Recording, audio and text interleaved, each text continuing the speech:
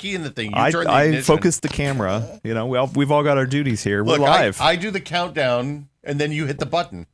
Well, really? except for I guess I technically you didn't. You could have hit the button. There's no button.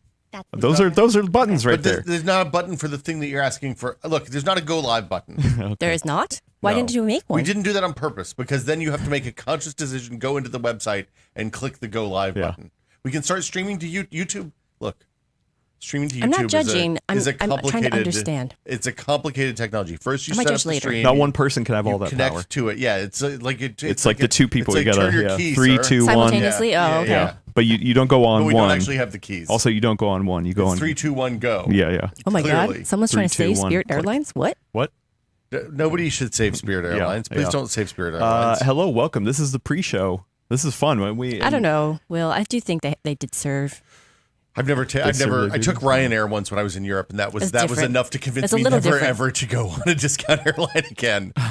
There's strategies. Yeah, well, Helps flying. being small. yeah. Being 6'2" is like I can't change It helps that. really unfortunately. helps. Just Yeah. be born to only grow to about 5'4", and you're great. And if I could drop like 30 pounds between the time I need to get on the flight and when I get off the flight, that would be great. This is Ben Patterson, everybody. This is first time on the show. We'll get into it. Have you flown Spirit Airlines anytime recently? Me? No, I haven't. Ever? No. Okay.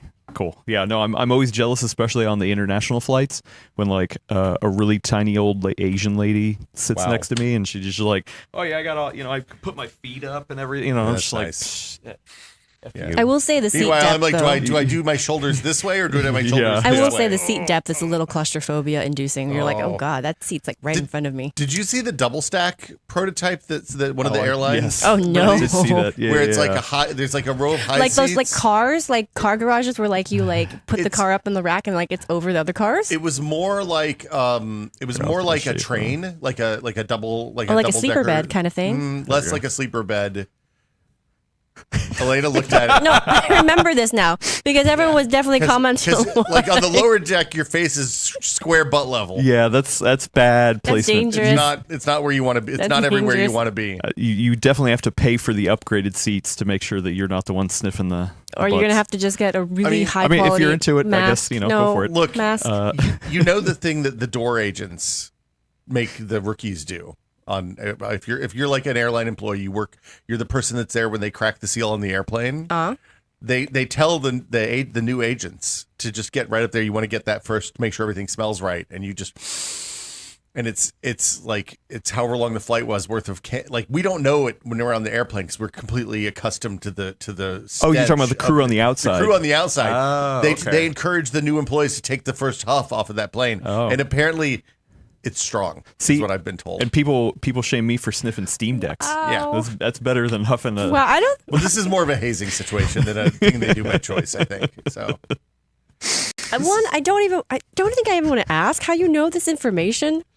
This came up as a result of He knows a lot of Mythbusters weird stuff. episode, He really if I recall. does. He knows. Yeah. He knows weird I stuff. think this was something that they learned when they did one of the Mythbusters episodes about how to unload and load the plane as quickly as possible. Myth busted. Yeah. It smells good. Myth busted. It did not smell good, is what I've been told. Anyway, yeah. I didn't expect this to go here. Yeah. I was going to talk about my Zune. I mean, in a week from. Whoa, What, you have it? it's right there. Oh no! Pre-show. Pre-show? We got it. Okay. We got to. This goes in the real show? Oh man! was This just goes gonna in the leave it real here. show. No, that's good, dude. I mean, Yeah. okay, yeah. We'll hold on to that sweet piece of hardware over there. Look, I could be sharing music with people right now if there were other Zune users in close. I've never. What did seen they call another- it? I'm not going to say it on the. I can't say it on the stream because Yeah. of the YouTube rules. Were Yeah, I thought it was something a little risky. It wasn't. Look, it was one of those. I know what it was is. one of those ones where somebody at YouTube at Microsoft probably did. Yeah, that's right. Yeah, okay. They probably didn't know. No, they had to have known. Somebody knew and was like, "I'm not saying that I know this," and then they were like, "Somebody will surely catch this along the way," and then it never got caught, and then they released it, and everybody's like, "Whoa, Somebody's gonna buy it just for that fact alone. yeah, enthusiasts." Ben, what kind of old technology do you have in your house that you're cherishing? You know what? These guys on my head. Yeah. What? Oh, The classic Sonys. Yeah. MDR 60s maybe. MDR V6. Yeah, classic. So I had these in college. Wow. And Wow. I mean, not these exact ones. I mean, of course, those were destroyed because they just fall apart at some point. But yeah, I got them again like about 4 or 5 years ago. And I love the sound. I know there's a big debate about, which model has the most accurate sound. And people say this one's too boomy, but I love the sound of these. And I tell my daughter, I don't think they make them anymore. And I'm like, and she borrows them. And I'm like, do not dare. I dare you. Do not break these. Yeah. Don't they're do like it. $500 now on eBay. The nice thing is you can replace most of the stuff that breaks. Like you can put new pads on and stuff like that. So like the 90% of it. The only problem is the connector between the connector between the headphone cup and the cable. Yeah, because it's not replaceable easily. Yeah. But, actually, I don't even remember what models. So are they the here. same model as we've got on? He has the MDR V6. He has the OG ones. These are the mid 2010s redo. Yeah, there's ones with blue labels. I don't know. Yeah, I actually don't know all the difference. I think they're reasonably close. I think they sound. People say these are a little bassier, but I mean, whatever. They're production headphones, so like they don't need to be accurate at that point. So you just need to have good isolation and somewhat comfortable for long periods of time. Yeah. So, yeah. Anyway, we got all the friends of the show here in the live stream. It looks like everything's good. Yeah, maybe. They were talking about hamsters, which makes me really nervous. Why? Why? What was happening? Well, because when they talk about hamsters, I assume that something's wrong that we can't see. Yeah. Oh. But it seems like the hamsters are fine. All right. If anything's wrong about the stream, put an F in the chat right now. Man. Yeah. Pay respects. I know, and we're gonna. We'll wait for that to. What's our AV sync like? Because I actually did change something about the stream. What'd you do? I didn't tell you. We're in 4K now. All Oh no. All Ks. Yeah. Oh no. Upgraded from I didn't. No one needs to see my pores. I didn't put the right makeup on. Well, we were in 1440p. I only did the HD makeup today. I'm Yeah, sorry. exactly. Yeah. Yeah, you need your 4K. You got to get the 4K. You like a little smear of Vaseline there on the screen. Oh no, we got one F. Okay, I'm waiting for the Fs to roll in. Anyway, yeah, we're here. We're going to talk about stuff: AI, PC gaming, FSR. Wait, Fidelity, FX, super resolution. Friend of the show, Davina, says Sennheiser finally produced a good set of closed back headphones. That seems unlikely. I mean, I love Sennheiser, but that's because I love open backs. I love my HD 580s, but they're now like 25 years old and kind of busted and like a little sad. I like my Sennheisers, but the problem is I don't love that cable. I don't know what it is about the cable, but I always feel I'm like, which one do you have? Or do you know? I forget. Yeah. It depends. Okay, people are saying streaming looks great. We only got one person saying F. I think they just said that not running not Will running OS. Will OS, yeah. Also, did you see the note about you're going to have Will DE running on Will OS?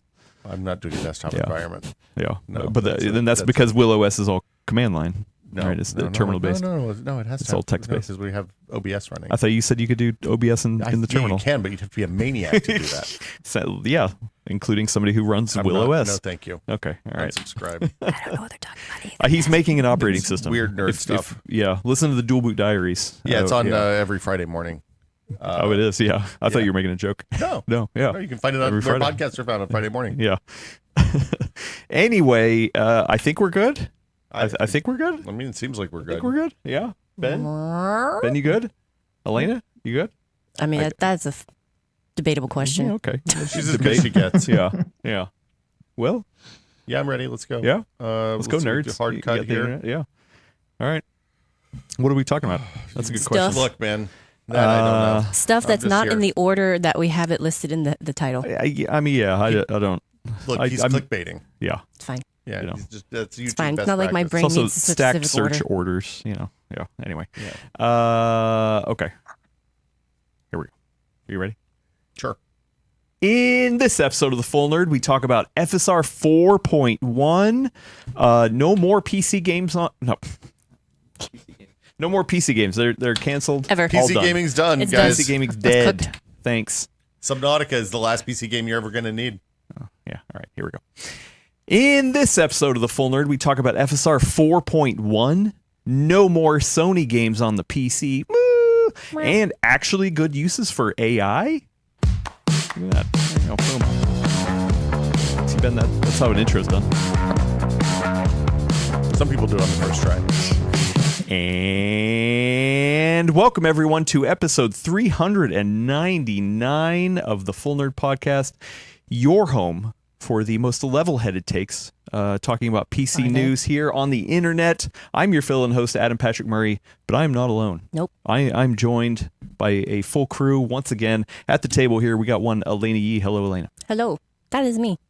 You look very sporty with your little sport band. Oh, no, this was someone pulled blood for me. Oh, okay. I thought you were, you were Elena. out running before the show. Definitely out running before the show was Will. Yeah, I was Hello, running for Will. sure. Yeah, it was hot today. I actually did run today. Wow. Not on purpose. I was trying to get to the Muni subway car. Oh, okay. All right. Yeah. Thanks for controlling the verticals and horizontals, by the way. I'm always here to control your verticals and horizontals. There you go. And then for the first time appearing on the Full Nerd is one Ben Patterson from PCWorld.com. Hello, Ben. Hello. You're coming to us from the East Coast. Yes, coming from Midtown Manhattan. How close do you live to Brad? Not very close. Not very close. Okay. So you Wait, by East Coast standards or West Coast standards? Yeah, that's a good question, actually. Yeah, I don't know. Would you call it'd be a drive? Would you call LA close? Ish. Okay. Yeah. So It's probably around LA-ish. Yeah. Really? Oh, okay. Yeah. It's like 5 hours. Yeah. so So you- Boston to New York. You couldn't pop over to his house and just be like, "Hey, what's up?" I mean, if I went right now and popped, I'd be there, around The evening, dinner time. Hey, I'm hungry. Okay. But Ben, you write over on PCWorld.com. I actually don't know this. How long you been writing for PC World? For I've been a staff writer for about 6 years, but I was also freelancing before that, writing about laptops. So it's been a while. He's been with us a long Been a time. bit, yeah. But your first time on Full Nerd. Glad to have you here. Thank you. And that's because there's been a couple staffing changes in terms of coverage zones, and you now are the guy who's heading up our AI beat. Like the beats that AI makes, Yes. right? You're just listening to all the AI music and you're judging which one's best. I used to be smart home and home entertainment, and now I'd You pivoted. swerve into AI. Yeah. What? I mean, you said you were covering laptops and then smart home and now AI. You're a man of many talents. The smart home thing was a hard pivot. I showed up and they're like, "Okay, you're doing smart home." I'm like, "Okay, cool. what's that? That's Alexa, right?" It's literally what happened. And then now AI. What got you interested in this AI beat? Well, I've been using AI for a while, but I think like a lot of people, probably around 2023, 2024, I would go to ChatGPT and you kind of screw around a little bit and say, "Okay, write me the screenplay for the next Star Wars movie." And it would pop it out, and it'd be Probably bad, better. but it'd be Probably better than the last one. Yeah. Jinx. It's true. Actually, it's true. And it'd be fun for a while, and then you'd be like, "Okay, well, I'm gonna do something else now." And it seemed like a toy that wasn't all that useful. I suppose my gateway into it was the Raspberry Pi.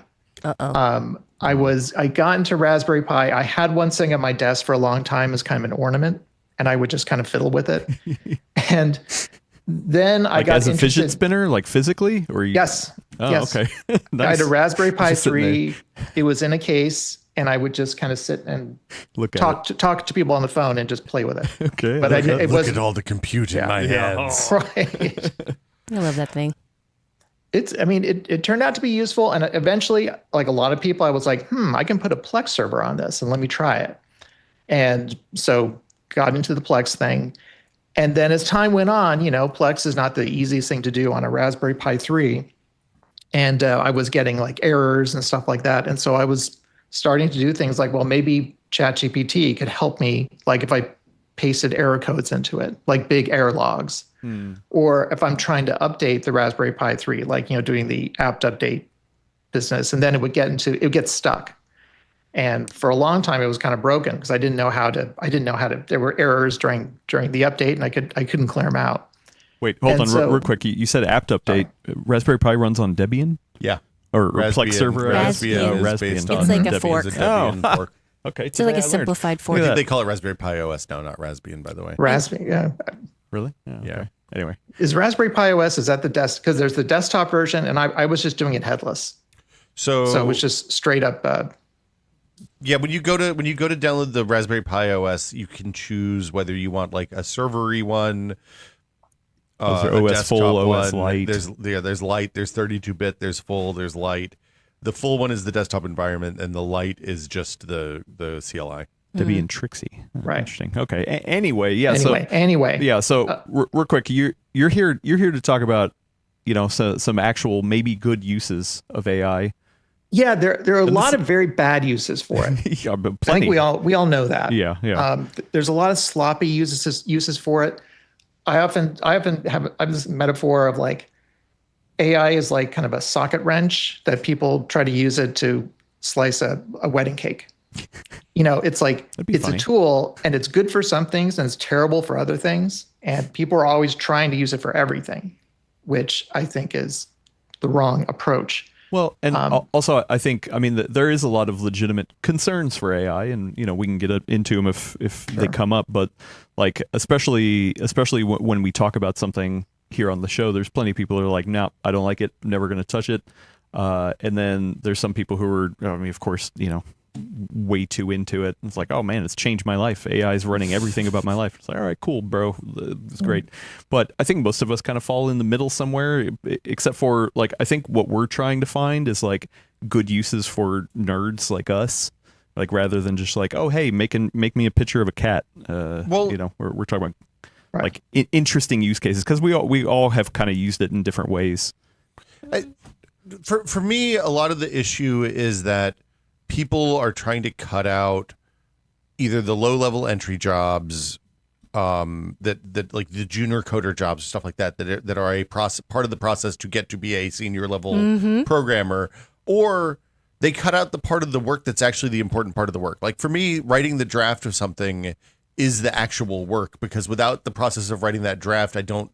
Like that's how I organize my thoughts. That's how I collect my thoughts, and that's how, like having a machine do that for me and do a bad job doesn't serve any purpose, because the whole point of the exercise for me is to think about it in a different way more often than not. We got a $5 super chat that just came in from one Skeet Sayer, a $5 Canadian. I'm sorry, thank you so much. It's worth even more. There's no good use for AI. 6 million jobs and counting. See, yeah, there's definitely concern. There's the ethical stuff like that. But so, this must be a kind of a hard beat for you to wade into then. Well, like you guys, I'm ambivalent about AI. I'm just realistic. It's like, well, it's here. It's going to be a force in our lives. It's not clear how big of a force. I think as people use it more and more, and in particular companies use it, and they start to see its limitations, I think we're going to see more of a balance and less of this. Like right now, executives are like, okay, fire everyone and replace them all with AI. And I think they're going to find that they're going to have to hire those people back because the results they get, AI is like anything. It's kind of slop in and slop out. And particularly, you're going to find that in particular if you're using Claude Code or Google Anti-Gravity or any of the various vibe coding or AI assisted tools. You can try to say, okay, build me an XYZ, and it'll do it for you. But it may not be very good. It's probably not going to be what you want. And if you want to try to change things, it could turn into a monster. I don't mean literally. I mean like it could be turned to a giant code base that's impossible to take apart. Do you have people in your family that use AI in ways that you're just like, oh goodness, why are you doing this? My family is they're not really that into AI. They think it's fun that I like using it. I like using it again mainly for coding.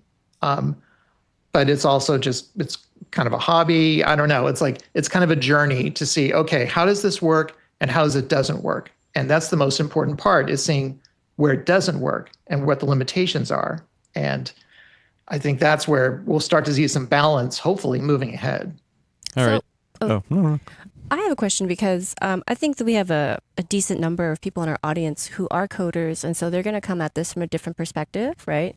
For someone like me who really has no experience in coding, like I'm kind of curious, like what's the level of experience that you brought to this, And like, what are you finding? Does it teach you anything? Does it like kind of teach you directly or more indirectly that, oh, I have to learn this in order to be able to like, how do I put this politely?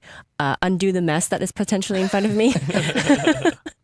Well, I'll tell you, I was not a coder. I mean, when I was a kid, I could do BASIC and Pascal, like a long time ago. It's kind of flex. It was more than I can do. But when I say that, I mean, these were programs like 10, print Ben, 20, go to 10. And that was it. You know, it's like very basic stuff. So I essentially was not a programmer. And what it did was, especially when I was using ChatGPT just in the chat box and just pasting code into it and saying, okay, what is this? What do these error codes mean? It did kind of help teach me what was going on under the hood. And it helped me learn how to operate in a command line environment. It made me more comfortable and more confident because I knew I had help right there in case something went wrong. But I mean, I'm also a hobbyist as well. Like, you know, obviously most people, I mean, like everyday productivity users are probably not going to be diving into a Raspberry Pi.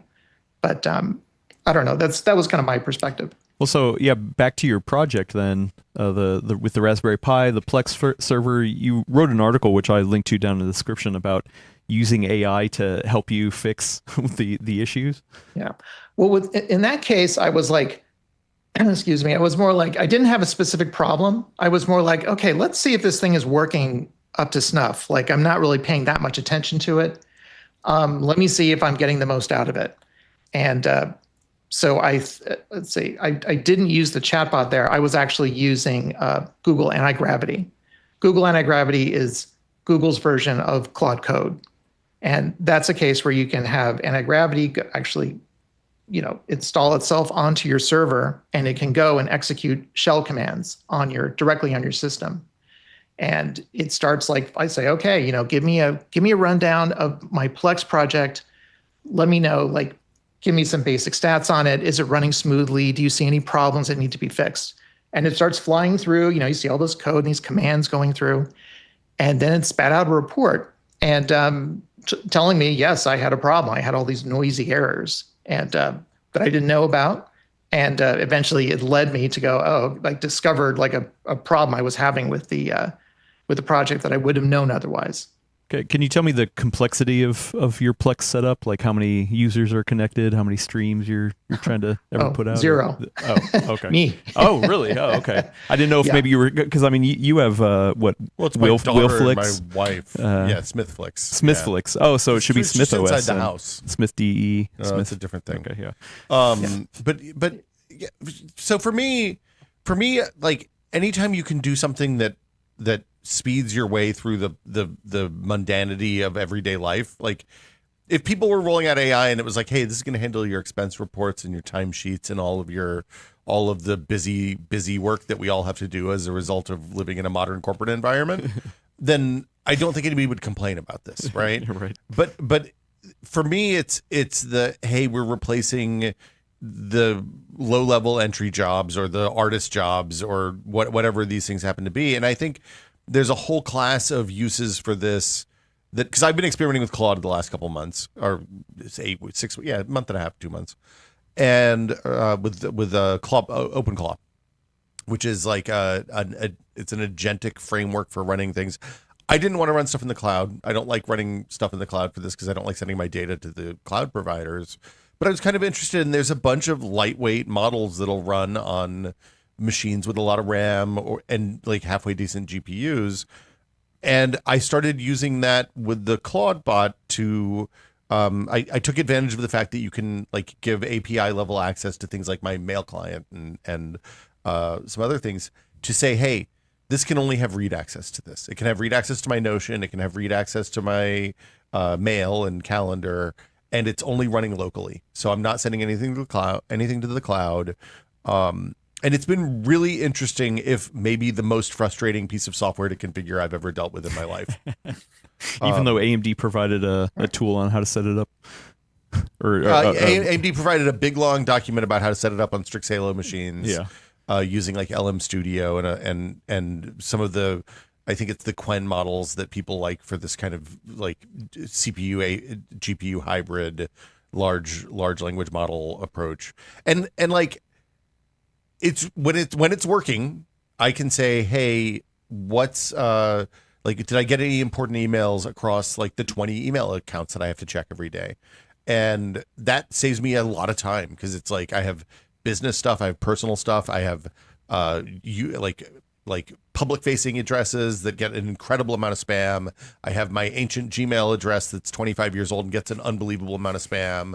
I have some business stuff that comes into all of these addresses that's really, really important and I can't miss. So I spend like the first hour of my day prior to setting this up was I got to skim through all of this email to make sure that there's nothing that's going to cost me money if I miss. And this does this reliably enough that I think it's worth continuing to run. Like this is the first use case for this that I've looked at and been like, oh, this is actually good, versus say going to Stack, like I need a Python script that does something, and then I go to Stack Overflow and look for a starter script that I can kind of hack into the thing that I want to run. Like I'm less enthusiastic about it actually doing things as much as collecting information for me, because that is the one thing that I think it's actually quite good at, the LLMs at least. Oh, and how did you? I'm sorry. How did you get your Plex connected to the Google thing? In order to look at the code and how it was running? Yeah, I think I had it at that point. I had moved Plex over to a Docker container, and I had it in a Git repo, and I had it fairly well documented.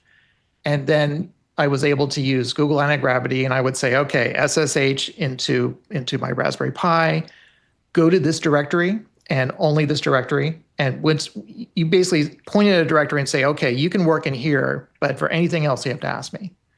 And so I had it. So you go there and you say, okay, look at this repo and tell me what you see. Give me a summary. And then it goes through, and as it goes through, it adds all the information, that repo, into its context window. And then I'd say, okay, now that you've looked at it, I want you to plow through the error logs and usage logs and just tell me what you see. Like, do you see repeating errors? Do you see any inefficiencies or things that I need to deal with? And in this way, it's similar to what Will is doing with his email. It's plowing through like tons and tons of data and pulling out relevant things to you. And it's a tremendous time saver in that respect. And what was it? It does. I'm sorry. The Google. What's the name of it? Anti-gravity. Anti-gravity. Yeah. Is that running locally, or is that throwing that information up into the cloud? Well, it's basically, I mean, Google Antigravity is just, it's a local program, but it uses cloud models. There are programs like Google Antigravity, like OpenCode, where you can use local models as well. But it's like I would say in this case for anti-gravity, I would say, okay, use Gemini 3 Flash. Then it would just kind of go through my repo. It would it looks at everything. It looks at the codes. And then it would say, okay, here's what I saw. Bing, bing, bing, bing, bing. And in my case, I had moved my Raspberry Pi over to a new flash drive as a boot drive, but I had the original one in there, and the original one, I'd never removed it, and it was throwing all kinds of error codes, like it was causing all this noise. It wasn't a big deal, but it was nice to spot, and it was nice to get that cleared up. But that's a case where it's like, you're looking at an installation you have, and you're like, okay, is this thing running as smoothly as I'd like it to? Or if you do have problems, you can just go in there and use AI to like check out the error codes and give you a diagnosis of what's happening.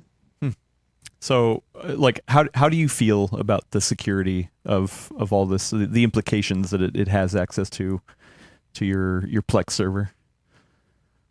Well, I mean, for the Plex server, I wasn't that concerned because it's, my Plex stuff, it's all local. It's like, there's nothing sensitive in it. It's like, there's some movies. It's like, it's no big deal. In terms of, I went ahead and spun up another, I didn't spin up OpenClaw like Will did.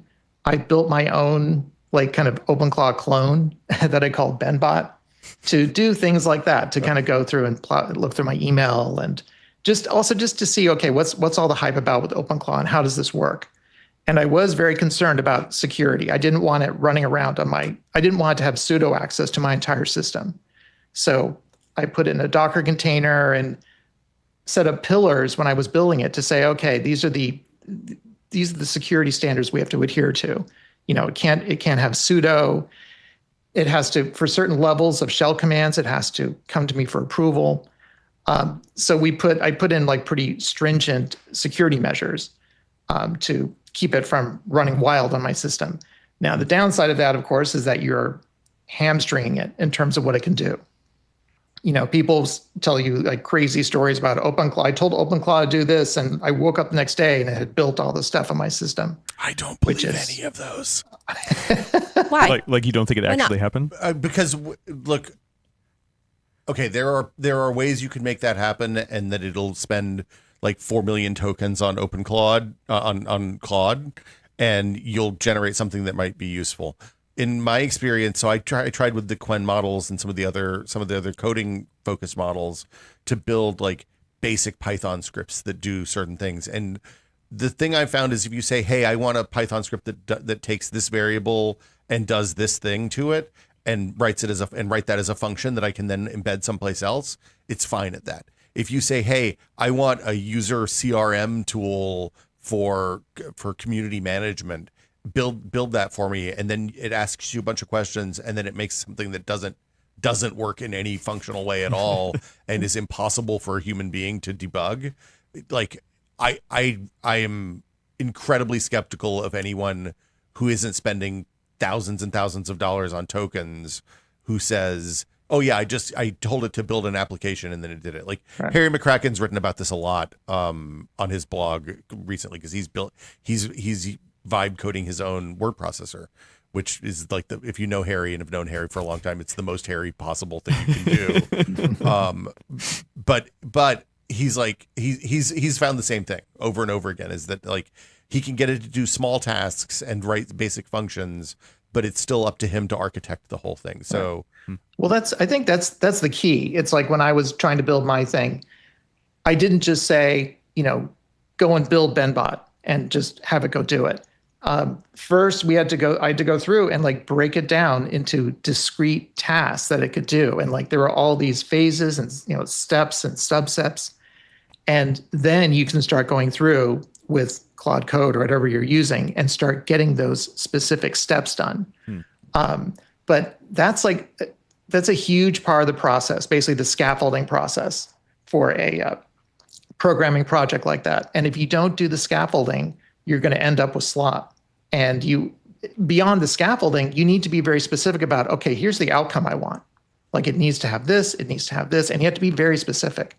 If you don't, you could end up with like a cookie cutter app. Like if you ask Claude Code to build a web page, and then someone else asks it to build a web page, they'll look the same. It's like you just get this kind of cookie cutter stuff. So you have to be very specific. And I think this is where programmers are still going to have jobs, is that a lot of times programmers will think in ways in terms of like, okay, how is the best way to scaffold this project? How is it going to look? And it's that kind of, it's having the human in the loop at the beginning of the end, I think is critical. And AI can help you in the middle, but just going and just putting a prompt in and saying, oh, I just want a word processing program, you're not going to get anything good out of it, or you're going to have to debug the heck out of it, and it's going to take you so much time. It's like barely worth it. Right. So that sounds to me like there's a lot of potential micromanagement that is involved with, like, at least where we're at currently with AI, to make sure that the projects come out functional at minimum and not, vulnerable to all kinds of random stuff. Right. As a stretch goal. How much time do you find yourself spending on that micromanagement? And do you really feel it's worth that trade-off for all the projects you've done? Or are there certain kinds of projects where it's like, okay, yeah, no, that was worth it? Well, I'll tell you what, right now, BenBot is my main project, and I spend a ton of time patching it up. It's like, I'll roll out a new feature and it doesn't work. And then what you do is, like in the scaffolding, it's like you at least in the system I was using, you have these feature tracks. where you say, okay, in this feature track, the BenBot's going to be able to reflect on its activity at night and then apply those lessons the next day. And you spend all this time, breaking that down and getting it rolled out, and then it doesn't work. And then you have to open a new track saying, fix the prior track to make it work. Now, what's the point of it? I mean, for me, it's like, I feel like someone who has a classic car in their garage. And I just kind of enjoy the process of tinkering with it. And to me, that's its own reward. But, I feel like I've just learned a lot about Linux. I've learned a lot about programming doing this whole process. And I've learned a lot about how AI works and how it doesn't work. So that was a reward for me. Does BenBot add to my productivity? Does it balance out in terms of like all the work I put into it? Absolutely not. It's a huge time suck. I don't think it is not appreciably, made my life better. But the process of doing it, I found to be personally rewarding. If that fair. This mirrors my experience so far, because I set up the OpenClaw bot following like Adam said, there's a guide that AMD posted for how to get this running on Strix Halo running locally. And I did this whole process, and it took like 4 days on the Strix Halo laptop. And I got it all connected, and I asked it for the email summary. I was like, oh, this is great. And then I did an OS update, and Cashy was like, hey, you should reboot your computer. And I rebooted my computer, all gone. The entire, like all of it saved all of the authentication tokens, all of the stuff that I'd set up, all the rules I'd set up, all of that was just saved in the shell. And as soon as the shell went away, I hadn't set it to save the shell to a memory file or whatever, and it was gone. And there's some weird expectations, especially this is specific to OpenClaw, but because it comes from a world of programmers who are used to working with Docker containers, they expect you to save a bunch of stuff that I would consider privileged and shouldn't be saved in plain text, should be saved in a secrets file or something like that, as environment variables, which makes sense in a server context where you have limited user access to the actual space. But like putting my API token for my email client and Notion and all these, and Discord and all these things I use all the time as environment variables that are readable by anything on the computer that I use is insanity on a user-facing system, like on a client-based system where I can run other software will have access to that same information. Yeah. Well, that's a huge point, and that's a huge thing that people get into trouble with. I've gotten into major trouble with it in terms of the kind of programming stuff I've done. One thing I'll do is I subscribe to 3 different services. I do ChatGPT, Gemini, and Claude, all the $20 a month ones, and I'll kind of rotate through them. I'll have not ChatGPT, but Codex will do some work on a track, and then I'll have Claude go back and I'll have Claude review it, and it'll say, well, first of all, you have an environmental variable that has your API key for Google, just wide open in plain text, and it's like. And then, apparently Codex thought that was just fine. Yeah. So, yeah. And then if you don't know that's a problem, you could get yourself, you could get in a lot of trouble. Well, I mean, in terms of your security, yeah. There was a social media post last week from a guy who did the classic, look, I spent 2 days and I got two full-fledged applications running. They're running on localhost : port 1337 and localhost : port 1338. And like, the part of the problem with this technology is it lets people who don't understand what they're doing do things that they don't understand the implications of what they're doing. And in this case, they're running the service locally on their machine, but it's only accessible from inside that machine. Sharing access to these apps on a local host address is never going to work unless you're running it anyway. Yeah. It's just... It's like this is the Jeff Goldblum line from Jurassic Park, right? Life finds a way. So busy, so busy trying to decide if you could do this, so you didn't stop to think whether you should. Yeah. And anyway, it's goofy. Well, I should definitely stress that all the various Raspberry Pi projects I've done, they've all been local. I don't expose any of them to the internet, and I know I'm not a security expert, but I know enough that to expose this stuff to the open internet could be a big problem. So it's like you can get yourself, I guess that's the danger of something like Claude Code or Codex.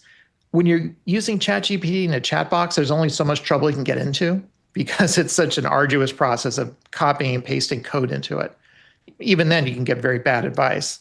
But yeah, you can end up in a situation where I think one time I did accidentally expose something to the internet. And I'm like, wait a minute, is this thing on the live internet? And it's like, well, yeah, you can get it right here. So I was like, oh my God. So pull the plug. Like it's funny. I did the same thing. Like I was using Discord as my chat interface for the bot. And yeah, and I run multiple Discord servers. I have a personal one that's for stuff I do on other sides. And I was like, oh, okay, well, I can set the token to only let it access this one particular channel. I put it in there. And of course, the bot doesn't care about that. It's just the bot. I hit an everything to notify that something's going on, and the bot responds. And then people start talking to the bot. And I'm like, oh, God, the bot has access to my email, everything. Pull the plug out. It's like ran in the other room, slammed the laptop shut, the whole thing. But it's really easy. That like a big part of this is that there are absolutely no guardrails. And while you can run the models locally now, like the performance on those Qwen 3.5 and 3.6 models is shockingly good on the Strix Halo machines, even running on like a 16 gig GPU. It's quite good. Yeah. But like there are this way lays danger. This is not a place of honor. Like there's so many ways to screw this up in a public way that the combination of not knowing how it works, users not understanding how this stuff works, and the number of rakes that it creates for you to step on is a real 1-2 punch of potential problems for you. Right. And I think this is what we're going to see as, if you see companies where executives don't know any better and they're like, oh, this is great. We can fire our entire coding staff because who needs them? We have Claude. I think they're going to find that enough people step on enough rakes, and pretty soon their code base is a mess and they don't know how to untangle it. And Claude is confidently telling them that everything's fine. It's like, oh, just do this. Look, ask Microsoft how Copilot's going right now. That's a question I have. That's a question I have for you. As part of when you were explaining to me earlier about the whole learning process, right? Where you paste in something, it would give you a response. How much did you find? Because I kind of know how we all work at this table. And so I'm assuming that you didn't just take it at face value, that you got the answer and then you went to cross-check, cross-reference it against what you could find on your own.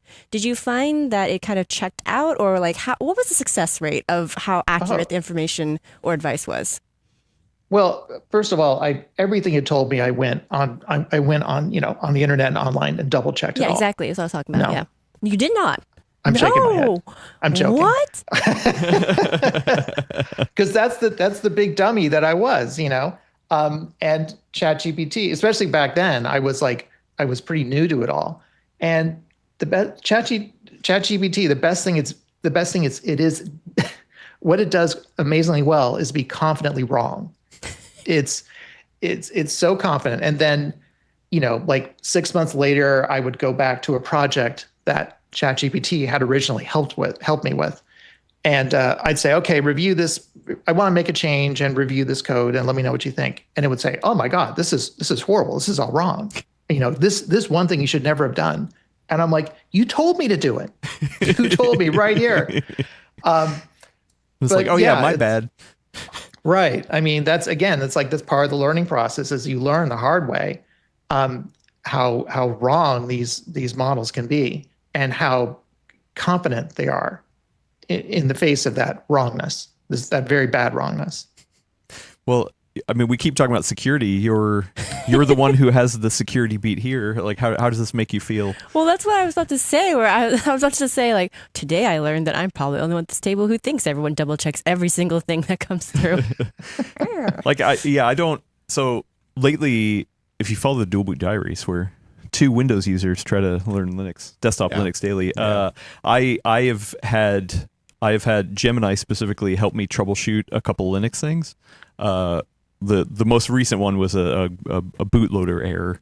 I updated my system and it wiped the bootloader or whatever. And so I was just like, I couldn't boot in. And I was like, all right, I don't know how to fix this. Oh, I used to go bug the people on Discord. Looks like you installed Windows. Yeah, this is a different laptop. So. Okay. Side note. And where was I? Oh, and so I was like, okay, I'm going to ask Gemini, like, oh, hey, here's the error. What should I do? And the information, number one, Just takes you to store.apple.com. yeah, exactly. Hey, yeah, go visit the Genie's gosh. Bar. Go buy a Mac, you loser. gosh. Just kidding. No, Best Buy it has didn't. Geek Squad. Yeah. Yikes. No, it didn't. I mean, we had But, talked that's about it the ahead end of time. result for this technology. Yeah, right? well, Is but- hey, go buy something instead of fixing Yeah, your problem. Maybe. But like we had talked about it a little bit. You were like, oh, this is probably what's going on. So I kind of already knew it was on the right track. So I didn't double check when it was like, oh, hey, you're having some sort of, image issue. You just trusted it. It can't find it, Yeah. and then gave me the steps and it walked through it. And one of the things that I found, because I've used it twice now for specific Linux issues, is that it's actually gives me a little bit of context before doing the thing. It's like, hey, this is what's going on, just from a real high level, and here's what you're doing. And it has actually had me think of like, oh, okay, well, this is what it's doing. This is how it's doing it. I've learned a little bit more about terminal commands using it.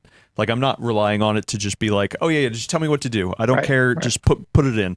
Like I have found myself being like, oh, okay, I recognize that command. We did that earlier. Oh, interesting. That's what we're doing here. Yeah. So like, it's helped me like a little bit to be like, okay, I'm comfortable going in there. Where in the beginning I was like, I mean, I was so scared to just even open the terminal. You were like, window. I'm only doing this if I don't have to use the terminal. Yeah, I was like, I don't want to use the terminal, dude. But now I'm like, okay, it's okay. I got people around me. I've got teal-deering all sorts of stuff left and right. I got the AI if I need to be like, okay, that's okay. Here's what you're doing, and albeit it's very basic stuff. Okay, so but it has helped me. Yeah. So sorry. Go ahead. Oh, I was going to say, just to answer your question, Adam. I think from a security privacy aspect, which is the beat that I cover, I mean, there's a lot to be said specific to AI, but I think what we're talking about is generative AI, chatbots, and all of that. And my take is, so even if you're just looking at, say, Google search results, right, where if you don't put in that little like dash AI to just basically tell it, do not give me any AI summaries, I've gotten to the habit now where I will scan that because I'm curious. I am curious what other people are getting from that, because I think that's valuable information for me to know what the audience that I'm serving is getting in terms of information. And a lot of times what I find is that, as Ben was just saying, it is very confident in how it summarizes. But one of the things I like to do is I like to look at the sources, and I like to see what key phrases they're pulling. And then I will go down to the source material to see in context what that text was. And I'm actually not I'm not keeping a spreadsheet. So take this as a very loose, very subjective ballpark figure. But I feel like 50% of the time, it's not right. And it's my expertise or my familiarity even with the subject matter that at least clues me into being like, oh, okay, like this is actually how they meant it. Yeah, it was kind of helpful for me that they surfaced that. But other times it's like, why did you pull that as a source? They're not credible at all. Or it's like somebody's like random site where they're ranting about something and it's not actually factual. So it's like, if you don't, and it's scary because if you don't have the skill to be able to pick through that information and be able to make these really important calls about what's reliable and what's not, it's a little terrifying, which is why, sorry, Ben, I had assumed that everyone at this table would be approaching it more from this perspective of like, okay, like go in with curiosity, but like kind of trust verify perspective. And so it's a little wild for me to hear where Ben's like, YOLO. Well, real quick, I'll say I think it depends. I'm overdoing it. I know, I'm dramatizing it, Ben, but still. I also think it depends on what you're doing. Right? Like I already kind of knew the issue. I just didn't know the steps. I was like, okay, well, I could go to the Fedora man pages and try to, look at it all myself. Or I'm like, oh, okay. Like I wasn't relying on it to do something super important or make a buying decision or anything like that. Yep. Like, and it sounds like you were using it for a project that you were like, okay, even if this thing, munches up, whatever. It's just let me tell you. Yeah, let me tell you. This is kind of it. So Google released anti-gravity back in December. And prior to this, anti-gravity is just one of many different kind of coding apps that you can use. And but it was novel for me. And when I first started using it and realizing, because prior to that, I had been putting everything, I just been copy pasting into the ChatGPT chat box. So when I started using that, and I was like, oh my God, it's executing shell commands, and it's doing all this stuff right there. Like, it asks for approval occasionally, but for the most part, it's just doing it. It was 50-50, like jaw dropping. Oh my God, I can't believe it can do this. And oh my God, we're all going to die. It was, I was genuinely scared because I'm like, other idiots are doing this. And, no offense to the other idiots like me.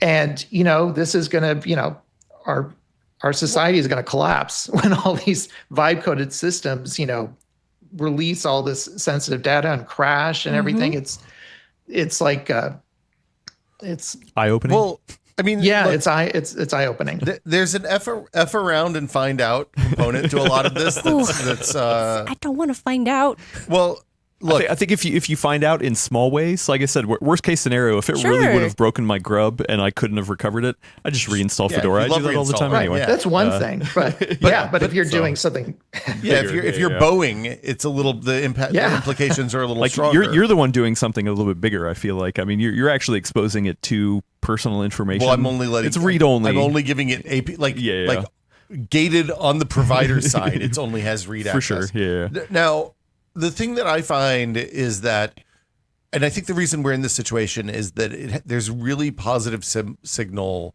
for a lot of coding applications, right? So like it's perfect. It's really well suited because there's an enormous corpus of information about how to write the same, like when you talk to people who are hardcore programmers outside of like the John Carmack and Tim Sweeney, like weirdo graphics programmers that are doing edge work that only 3 people in the world can do. You're looking at people writing a bubble sort algorithm, and like one bubble sort algorithm is the same as every other bubble sort algorithm, right? So that accelerates the work that those people are able to do pretty dramatically in a lot of cases. When you apply that same thing to like lawyer tasks, then you end up with there's a lawyer I follow on social media who just posts all of the judges yelling at lawyers who filed AI generated filings that are completely made up. I don't think he's found the Subnautica thing yet. I don't know if you know about this, but like, the Subnautica the developers from Subnautica sold their studio to Crafton Game Studios a few years ago. And part of that deal was if Subnautica 2 shipped within a certain period of time and sold a certain number of copies, and they were going to get an enormous payout, like $250 million. And the CEO realized that was a terrible deal after they'd already signed it. It was in process for Crafton and was trying to weasel out. And his attorney's like, no, you're stuck. You got to pay it. You signed a contract. And he was like, well, I'm going to talk to ChatGPT. And the lawyer's like, no, don't talk to ChatGPT. Oh, yes, I did hear about this. And then he talked to ChatGPT and followed the ChatGPT instructions, and ChatGPT completely and absolutely hosed him to the point that like they fired the founders of the studio, did a whole bunch of stuff, and now they're having to they had to reinstate them. They launched the game last week. It sold millions of copies in the first 15 minutes, and they're in the finding out phase now. So like I think there's places that this works and places that it doesn't, and I'm glad that I hope that the people that are making airplanes and cars and writing the software for cars and surgical robots and all of the places, the electrical, look, I know about the electrical grid and it's kind of a nightmare, but anyway, the point is the stuff that's important for the foundations of society, I would hope we're still using the same. You would hope. This is where we need legislation, but anyway. I think it's what's going to have to happen is that things are going to have to break badly. I don't like and then that. it's like then we'll learn. The 5 people though? who seem to be in charge will. I mean, good point. I don't know. I hope so. All right. Okay, so aside from all the doom part, where have you found, because you do some really interesting coverage, like honestly, for everyone listening, even if you're an AI skeptic, honestly, it's actually great reading Ben's coverage, because as an AI skeptic, you get to see somebody who is just kind of throwing themselves like wholeheartedly into it and seeing where, as you were saying earlier, Ben, like where the bugs are, where the dark parts are, and where the good stuff is, and you don't have to touch any of it yourself.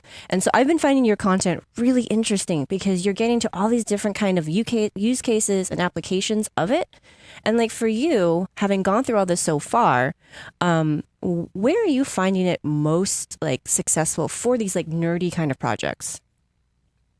Well, kind of like I was saying, I think from my own personal experience, I find it best for I'm in my garage with the car, kind of tinkering with it, and therefore in that process, learning stuff I would not have otherwise learned. I find in my everyday life, a lot of the applications I need help with, I don't think AI would be very good at. Really? I'm a writer, and I never let ChatGPT or anything else write for me. It's okay. Just put a bunch of M dashes in there. You're good. I do. Well, that's the thing. I'm a crazy M dash user. Yeah. Even without AI. I know. So I'm accused all the time. But yeah, I don't know. It's like, I'm very ambivalent. And I think, Elena, we were talking before about how like I do enjoy throwing myself into certain use situations and saying, okay, how does this tool work and how does it help me?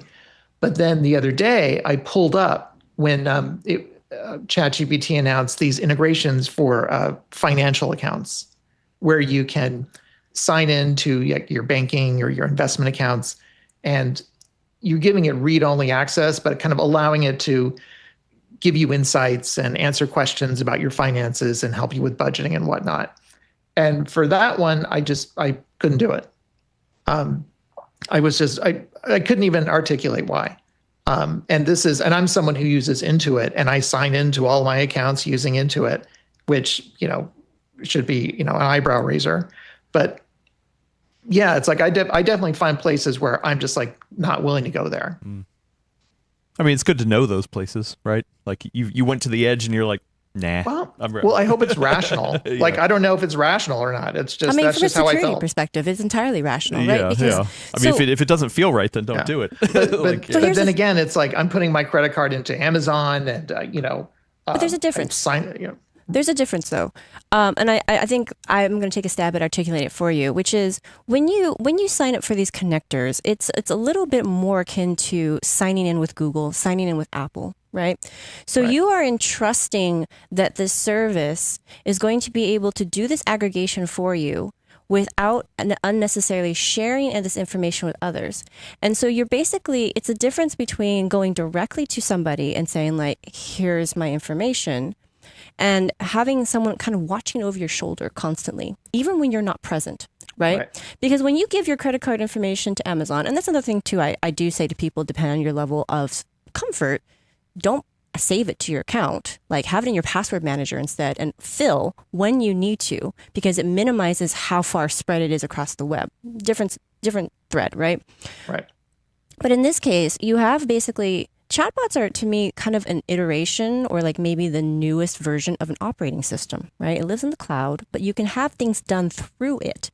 So when you're doing these connectors through it, you're basically, to make it analogous to what we know now, it's like having a local app installed for your bank or whatever, right? But the difference is that, in theory, if Windows stays the way it is, Linux is what it is, you're not having someone in the cloud watching this, having access to it constantly. You are with a chatbot, and that chatbot can do things on top of that. Your operating system isn't currently doing things on your behalf or capable of doing things on your behalf. So I fully understand why you'd be uncomfortable. For me, that's how I would articulate the discomfort personally.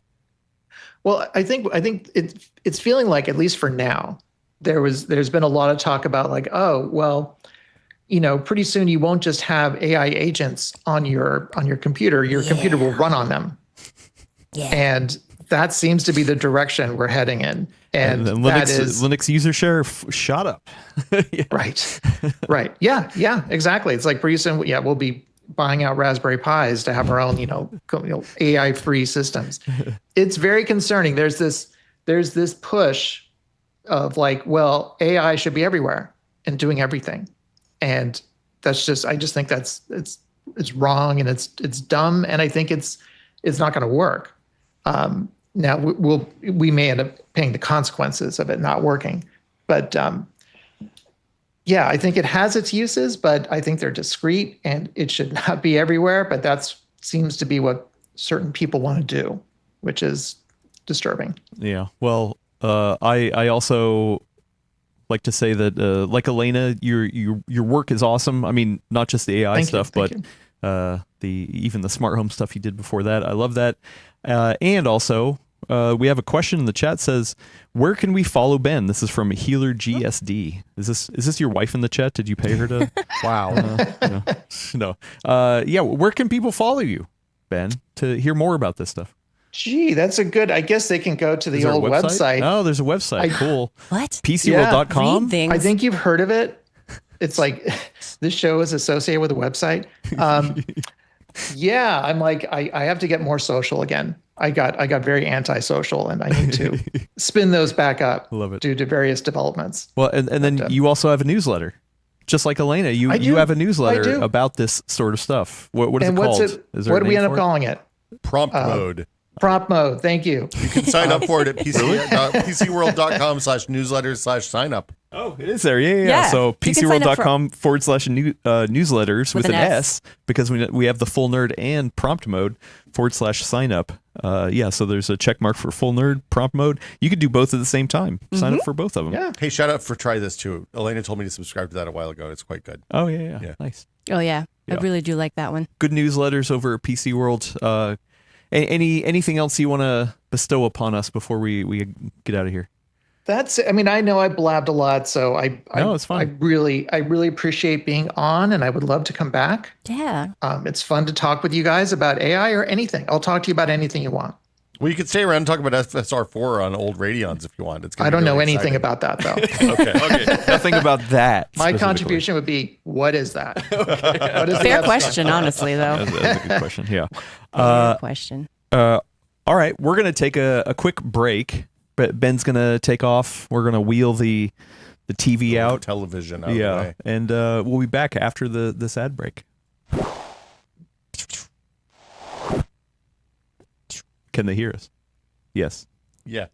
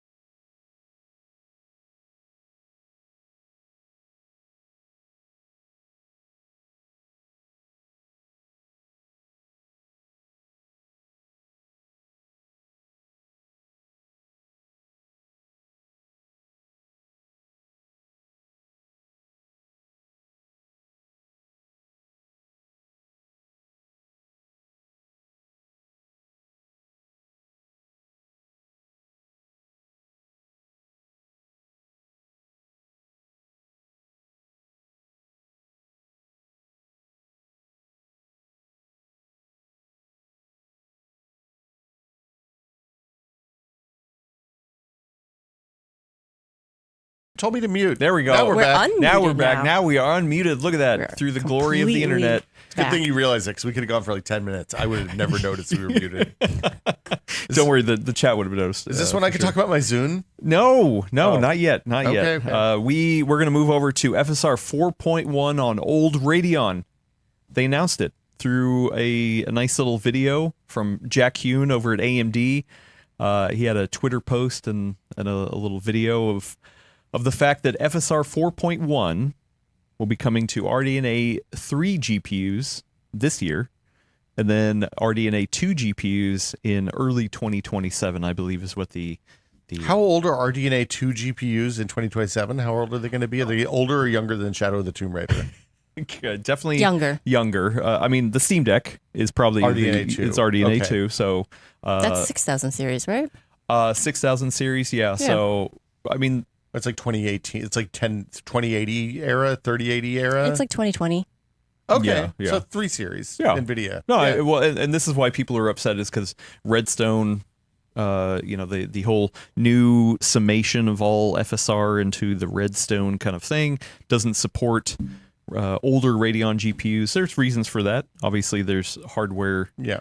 that will accelerate certain workflows on no the tensor newer cores in the old GPUs. stuff, yeah. Which is nice. But there was a leaked version of Int 8 FSR 4 running on older GPUs, and people are like, oh, look, see, you can do it. You take a performance hit, but the quality output you're getting was greatly Elevated. improved. Yes. Yeah. And so a lot of people have been clamoring like, come on, it's here. You should do it anyway. And then they did.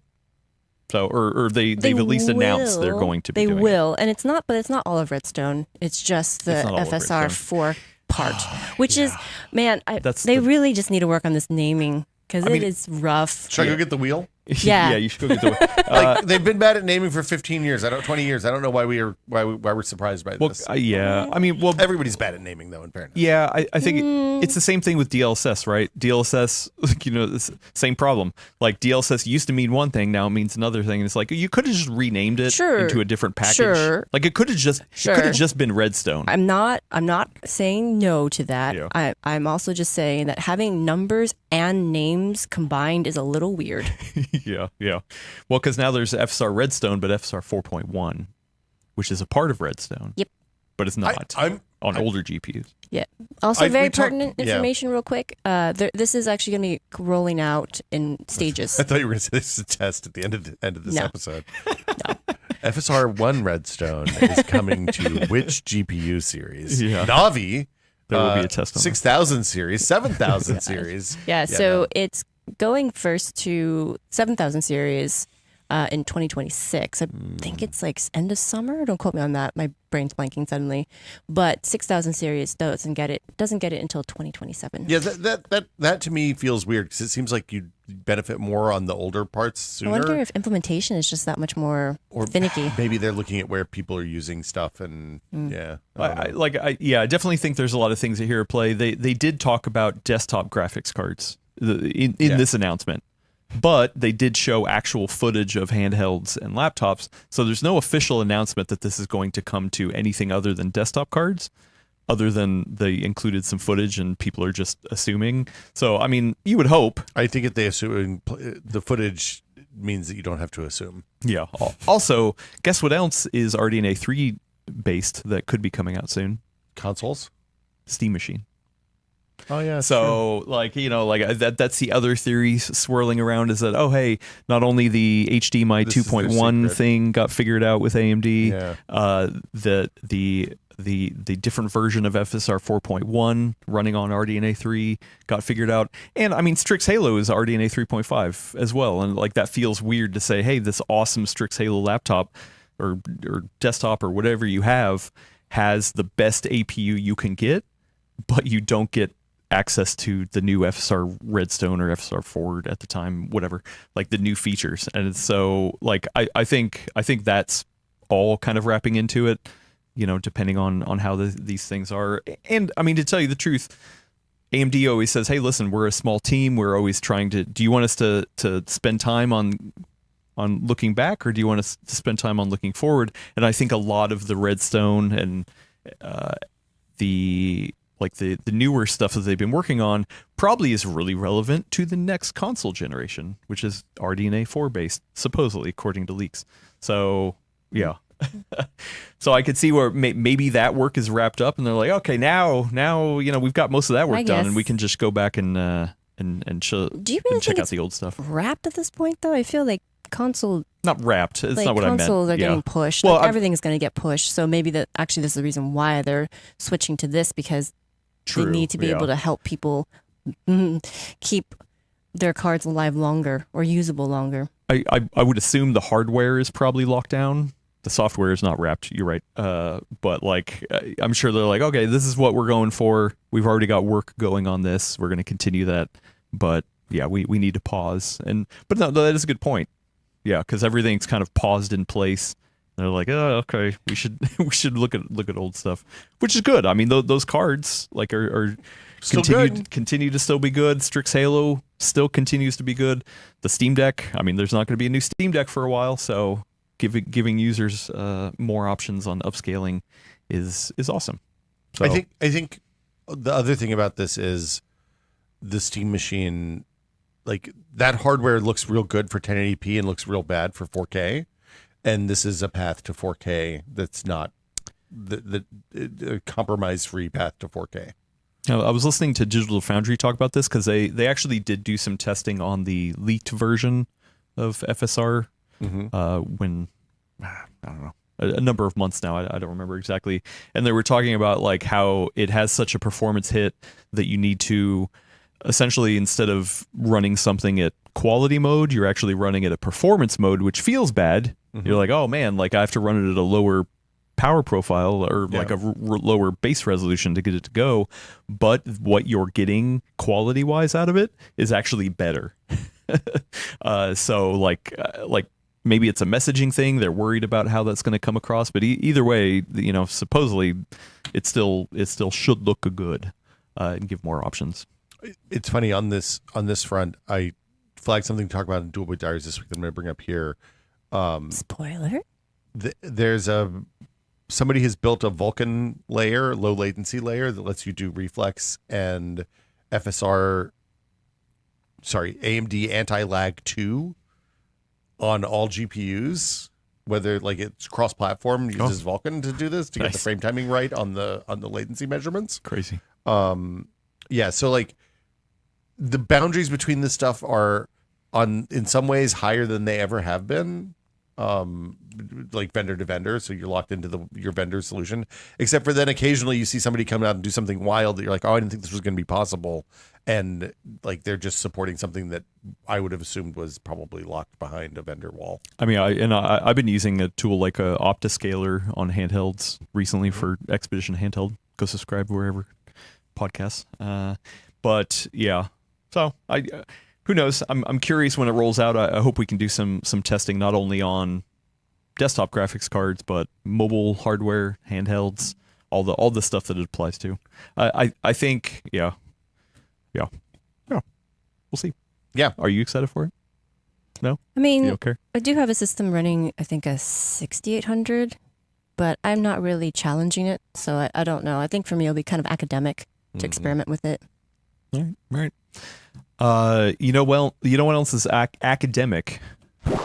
Well, wow. Look at that.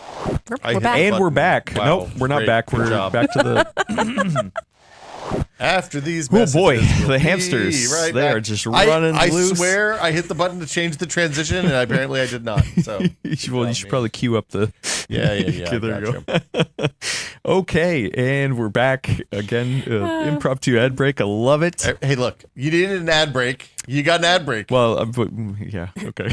Segment break. Yeah, segment break. Anyway, we're back, and we're talking about how it is not official, but it's official enough that Sony is supposedly not releasing their major first-party titles on the PC anymore. Or I should say, there was a rumor. Story-oriented first-party titles. So single-player games. We're not going to see single-player games. So there was a rumor, but then Jason Schreier had put up a report I linked down in the description but Jason Schreier had gotten access to, or not access, but insider information from a Sony meeting, and the Sony executives essentially saying, yes, going forward, large single player tentpole games that are Sony produced will not be going on PC. It's just going to be exclusive to the console.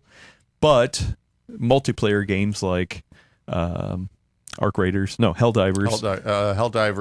a Marathon, a fine Sony product. Yeah, all of those all will that stuff. continue to get PC ports. And yeah.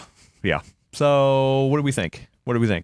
This feels Sad. bad. Yeah, this feels bad. It's sad. I think we're probably more upset about this than almost anybody else on the internet. Really? Well, so the reasoning, if you read the whole Schreier article on Bloomberg, like the reasoning they gave for this is that there was an initial wave of people who didn't have PlayStations who bought into the Spider-Man games when they released them, Ghost of Tsushima and all those kinds of games that came out, Death Stranding, all those. And then for the sequels, they saw that people just went straight to the PlayStation and bought those at launch and then didn't buy the PC versions later. So the assumption is that they weren't expanding their audience in the way that they expected, based on this thing that they've done with the PC. And it feels like a mistake to me. It feels like the cost of porting these games compared to the amount of revenue you'll get by accessing this whole other large market is probably pretty good. This could also be kind of a scathing indictment on the current state of Steam and AAA and how hard that market is for everybody, from the smallest indies all the way up to Sony. Yeah. In what sense? Oh, in what sense? There's a real dead spot in terms of like $10 to $20 is kind of the ceiling for a lot of game prices. And then there's a jump at AAA where you see $60 to $80 for kind of AAA games. But there's nothing in between. I mean, I think when I did a report a few weeks ago, and there were like 4 games that were $40 that sold an appreciable number of copies last year. There's no, so these places where these kind of, I don't want to say second run, but basically you're talking about a game that comes out on PC 18 months after the initial launch on console. It's probably already been cheaper on the console at that point, and they're trying to get $60 to $80 for it, and it's probably not going to fly given how competitive Steam is right now. Real quick. My first thought when I heard this news was, wow, I guess this just kind of proves that PC gamers are kind of cheap. I think it's a pretty fair because I think the thing is that like on PC, most people are very used to waiting for like Steam sales, like getting a significant discount. So my guess is that Sony is not, especially because they are on a delay, right? They're not really seeing the adoption at the list price, for lack of a better word, that they would hope to get to make it worth that maybe investment of energy. Well, and if you look at them selling a game for 20, a AAA game for 20 or $25 on PlayStation, they get the entirety of that. Mm-hmm. And on Steam, they pay Valve a 10 to 30% cut, depending on how many copies that game sold. Yeah, Liquidar in the chat mentioned that too. So yeah. I also think this is a circling the wagons, right? The console space is getting looking bad in terms of consoles actually getting sold and people having disposable income and all that stuff. And like, obviously the whole Xbox debate is aside from that, but I think Sony's just like, hey, we need to make sure people are continue to buy our consoles. And this is the best way, is to say, you can only play this game on our console. And that's what I thought was interesting too about the news, where so it's been a while since I've worked more directly with like Japanese licensors, right? So, companies that are, letting you work on their properties. Mm-hmm. And the Japanese have a different way of handling things than in the West.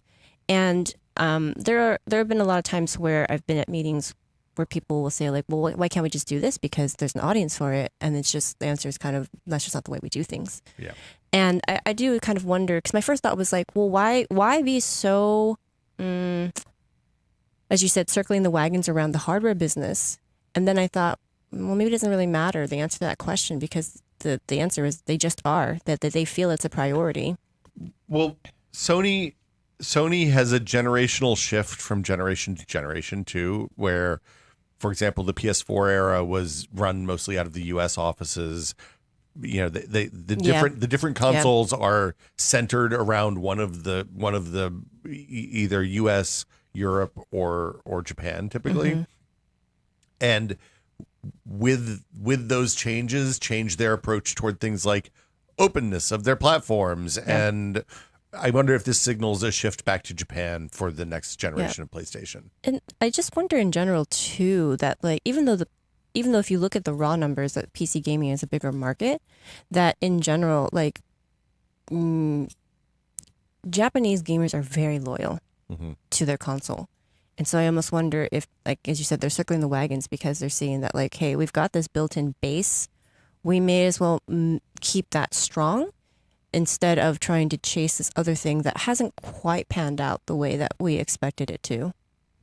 Well, and also if Xbox is coming out and being like, oh, hey, it's just a PC, you can run whatever you want, and somebody goes, like, I wonder if internally some Sony people are looking like, oh wait, the next Xbox could just run PlayStation games? That's weird. I think if they were, I think if those Xbox gamers were buying PlayStation games at $80 versus $20, I think Sony wouldn't care. Yeah, really? Yeah, I really think. I mean, I think my guess is that the 30% plays a big part in this. The way Steam works is you have to sell a certain number of copies, and then you pay a lower percentage. And I wonder if some of these games weren't actually even selling that level. I also think that, we're in a different world now in terms of hardware sales, where they have to justify, if they're spending $1 billion as an organization designing the next generation console, then they have to figure out how to justify that. And if you don't have to spend money on that hardware and help them write that cost down, then they've messed up as a business. Like the console business there's a reason the console business has traditionally been closed. Yeah. Now the thing I hope is that we don't see things like cross play and cross progression and all of that kind of cross saves, all of that kind of stuff fade away, because I would hate, I think we're not going to see that on multiplayer stuff. I think just because the mechanics of getting people to play multiplayer games is such that you can't say, hey, you're playing Arc Raiders, or you're playing Marathon on PS5. I'm playing Marathon on Xbox. We should be able to play together, just because of the need to maintain a player base. But that's the other kind of stuff that has come with the result of this new open approach to console development. I think for me, the saddest thing was, the first time I booted up Assassin's Creed Valhalla, it was on an Xbox, and then I switched to PC and my game save just transferred over, and I was like, whoa, what is this dark matte? Nice. This is amazing. Right. And it makes me a little sad to think that that's going to be harder to do now. So to give you an idea of price, they're not playing the Steam price game with Sony games particularly. I'm looking at the SteamDB Ghost of Tsushima director's cut page. The lowest price they've recorded on Steam, and that's been out for several years now, I think it was released in 2024, was $35, right?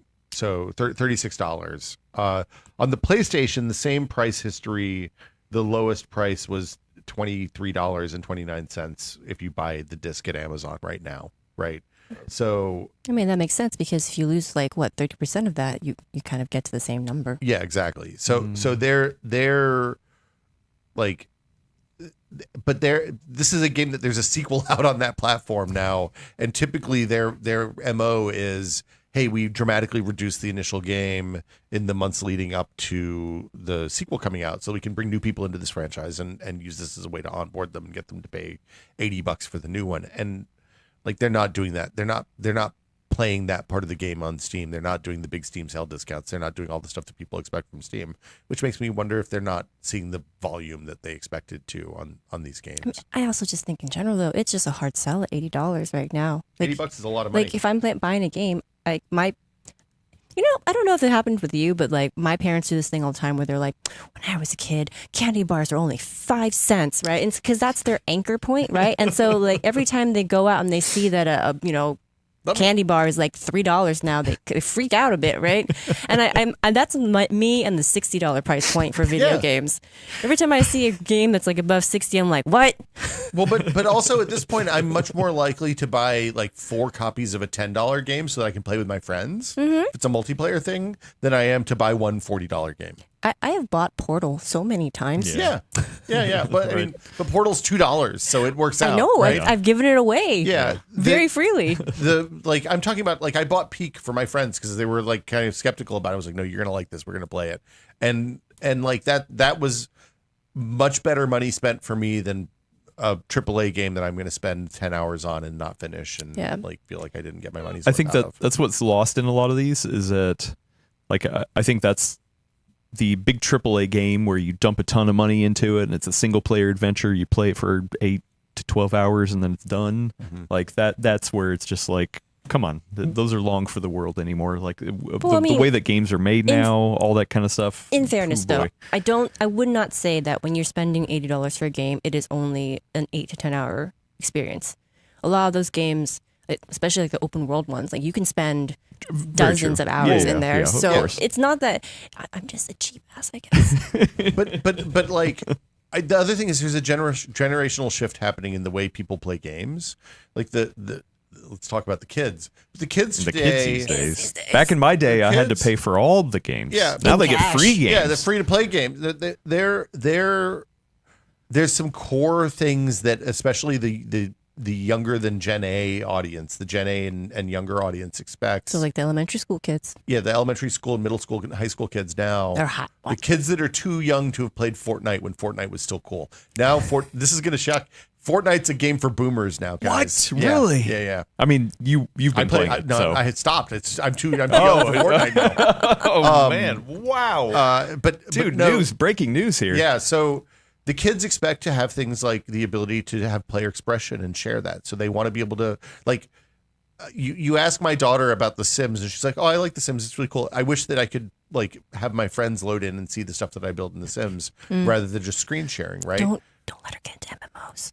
Well, so Roblox. Roblox is where they get this. Roblox and Minecraft, because like in Minecraft you build a world and then your friend can log in and just see what you've built and you can show them and take them on a tour of your world. Then you can play together.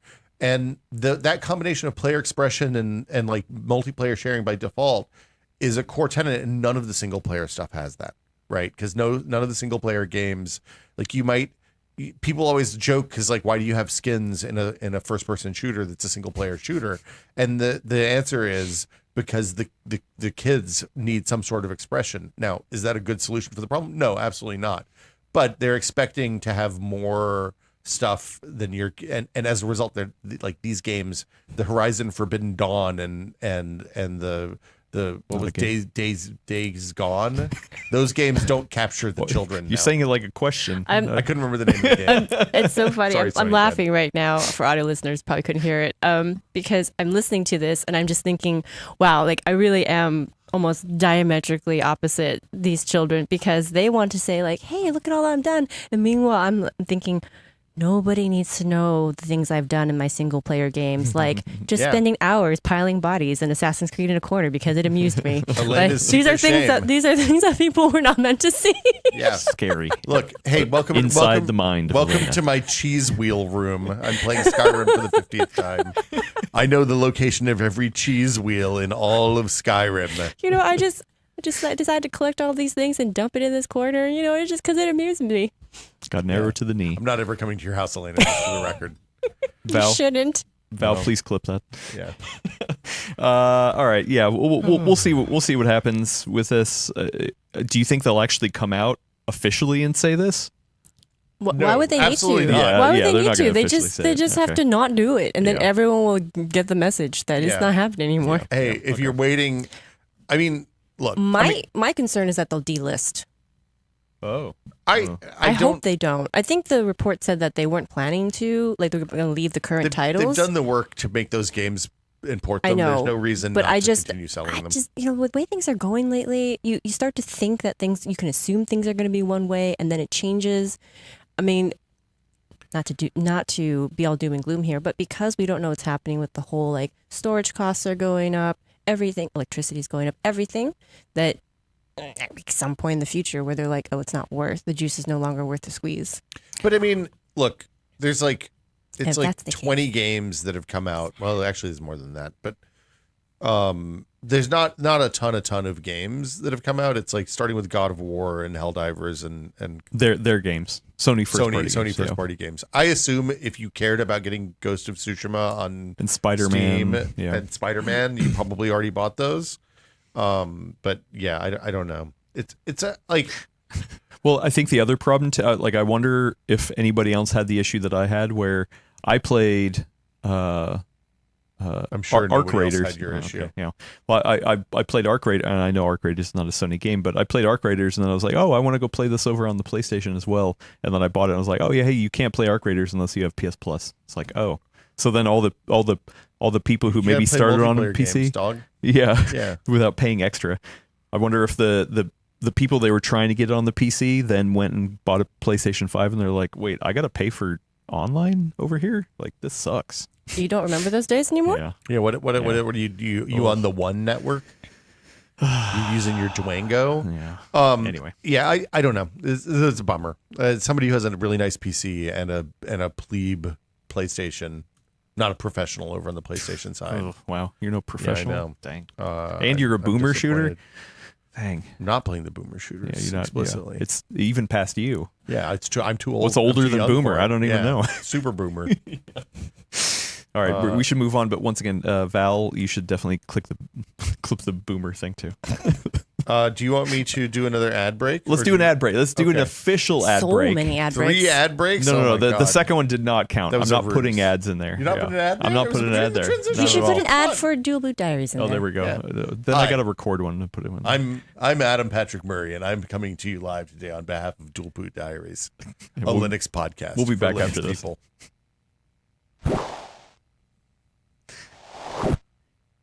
And we're back with questions. I have one for Will. Don't worry. That was my very first question. if you have a question you want to get in on the show, if you're live in the chat at the Full Nerd Network, that's the best way to do it. But if you're watching or listening to this later, that's okay. There's a link down in the description for the Full Nerd Network Discord, and there is a channel in there called TFN-questions, and you can leave a question in there any time of the week and hopefully get read on the next episode. I will say, episode 400 next week, it's going to be a zany wild ride. Wow. And There's going to be many beards. we're just going to do whatever the hell we want, including if just ask us the stupidest questions that you have. We might answer them. I'm going to need to trim my beard. Wow, Yeah. you are. Yeah. You've I'm opening the floodgates. There. Yeah, episode 400, no rules. Wow. That's going to be the No title rules, of it. no pants. No rules. That's what we say.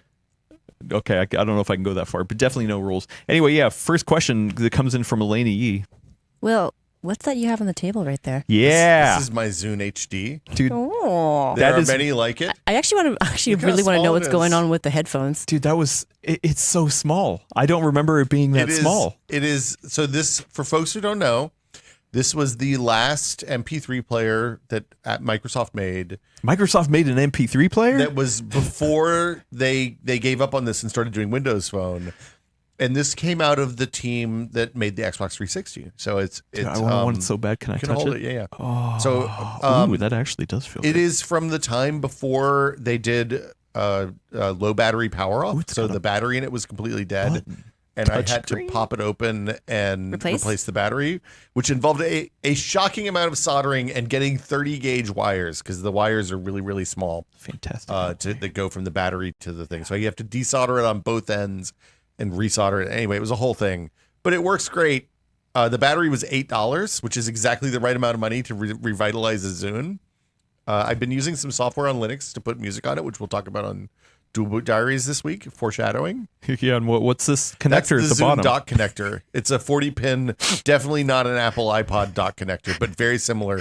And it has a similar. dock that you set it in on your desk to charge it and to transfer music on and off of it. Also, no speaker, no built-in speaker. No built-in you have speaker, to plug in headphones. No Bluetooth headphone support. That's okay. It's I'm only okay with wired that. headphones. Yeah, the kids love wired headphones nowadays. Yeah, so I bought a pair of wired headphones. touch it? These were recommended by one of the TechPod listeners. I think These are great. maybe super. These are really good. I can't remember who. These are Moondrop Old Fashions. I'm gonna buy a pair of these. They're $25, and I would describe them as shockingly good for $25. You know what I'm you really playing sad music? about? I am. Okay. So what I'm really You sad put on the Girl about Talk. is that Yeah. Monoprice used to make these like $8 earbuds. Those things were the incredible. 9927s. Yeah. Rest in peace. So I have had a long history of buying $75 to $100 earbuds, wired earbuds, that stopped when I bought the AirPod Pro 2s a few years ago. But the like, there's a lot of real magic happening in that. There's a like planar. He's bopping out to the girl talk here.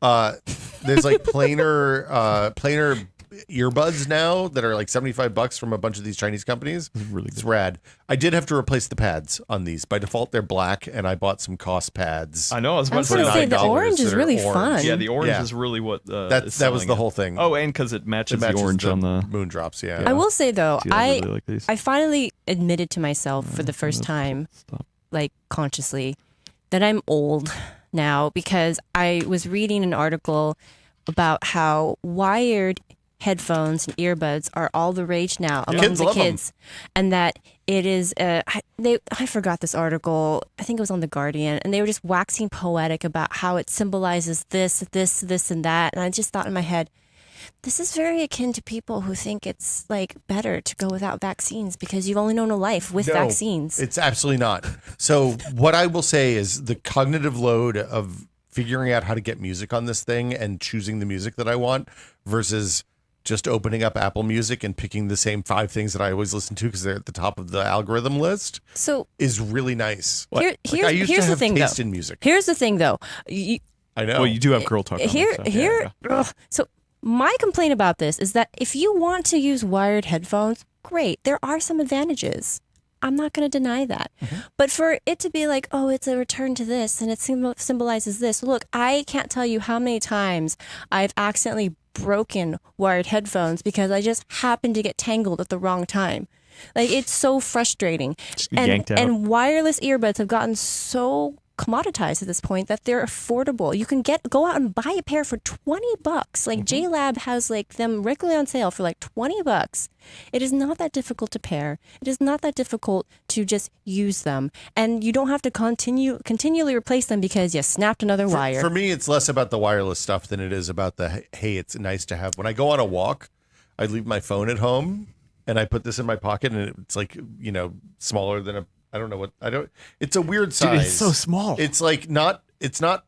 Here, give it to me. Give it to me, because for my hand size, it's actually. I remember it being bigger. I thought it was like I this wouldn't big. mind a phone this size, because I would love a phone that size. I just want to put it in my pocket, and I just want to check my text messages, and that's pretty much it. The original Zunes were more the iPod size, the hard drive ones. They were the size of a comparable iPod. This is an HD. This is an HD. So this is like 32 gigs of 64 gigs of flash. I can't remember which. Well, yeah. Back to your point about not having to futz too much. You just put something on there and you listen to it. Yeah. The same thing is happening to me over on Expedition Handhelds. Handheld stuff. Yeah. So really nice. Where Russ they're from nice Retro headphones. Gamecore and I talk about handheld gaming stuff, and so I've been playing my DSi a lot lately. Like I played it on the bus ride over this morning, and I was like, I have a million different ways to emulate this thing, including dual screen AYN Thors and stuff like that.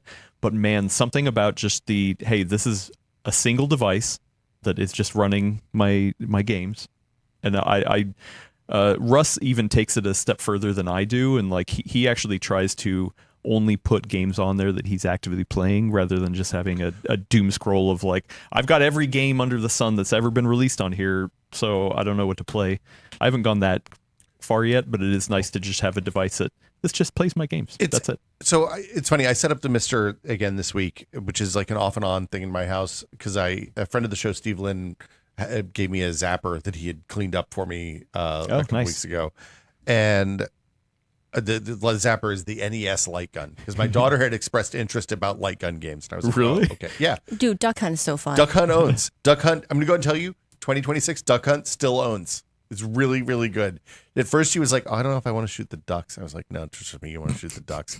And she was like, you got to feed the dog. Shooting the ducks is They're great. not real. The dog doesn't eat the ducks. The dog he puts it in his mouth. No, he holds them up. I thought he put it in his mouth. No, he holds them up in his hand, and then he laughs at you if you miss. He doesn't have thumbs. How can he hold those up? Look, man, I don't know how he's a cartoon. That's not a real dog. It's not. It's a video. Like, look, okay, I'm gonna make a T-shirt of that. That's like the Magritte painting, and it's gonna be like, this is not a real dog, with the Duck Hunt dog, and then I'm gonna go to Nintendo jail. But anyway, the point is, I've gone from when I set up the Mister, which is my emulation platform of choice these days. I initially just dumped the entire ROM set for all of the NES games ever made and the platforms I cared about. As one does. Don't judge me.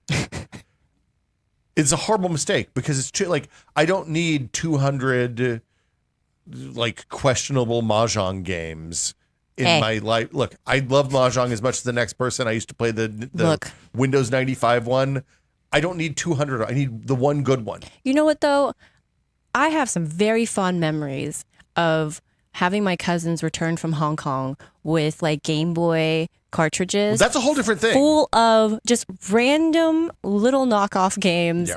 And it was kind of novel to see how many different takes there could be on like Dr. Mario. A friend of mine who was from Brazil brought back like a bootleg cart that was like a mixture from like the Brazilian street markets. She brought back it was like a mixture of, it must have been Game Boy Color, I guess, of like just bootleg, like actual pirated games all on one cartridge.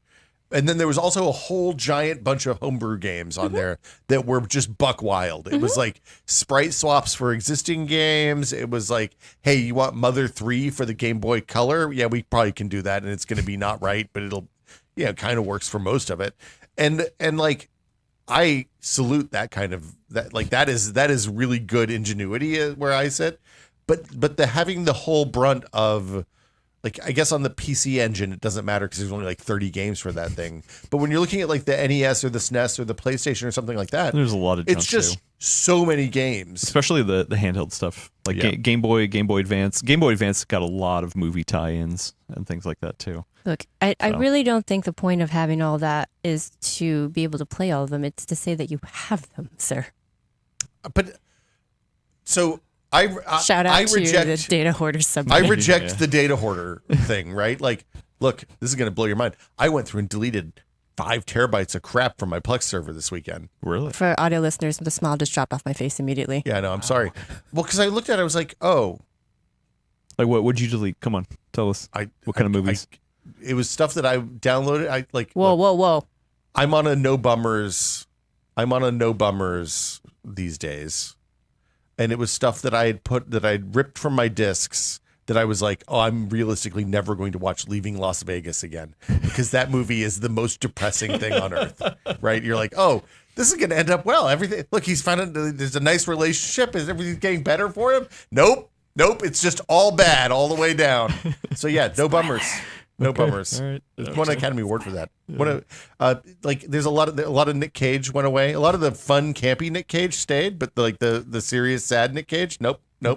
Hard pass. Color of Space. That's a good one. Color Out of Space. Yeah, that movie's fine. That's a good one. It stayed. Okay. But yeah, like there's just a bunch of stuff on there. I don't know. I don't think I ever bought Long Legs. Oh, okay. Yeah, there's a bunch of stuff that I was like, I don't need. Do I need 15 seasons of this TV show that I pulled off of my TiVo years ago? No, it can go away. I don't need it anymore. Nobody's going to watch. I want to see her now. Just think of the historical value to being able to see all of those advertisements. I mean, that's great.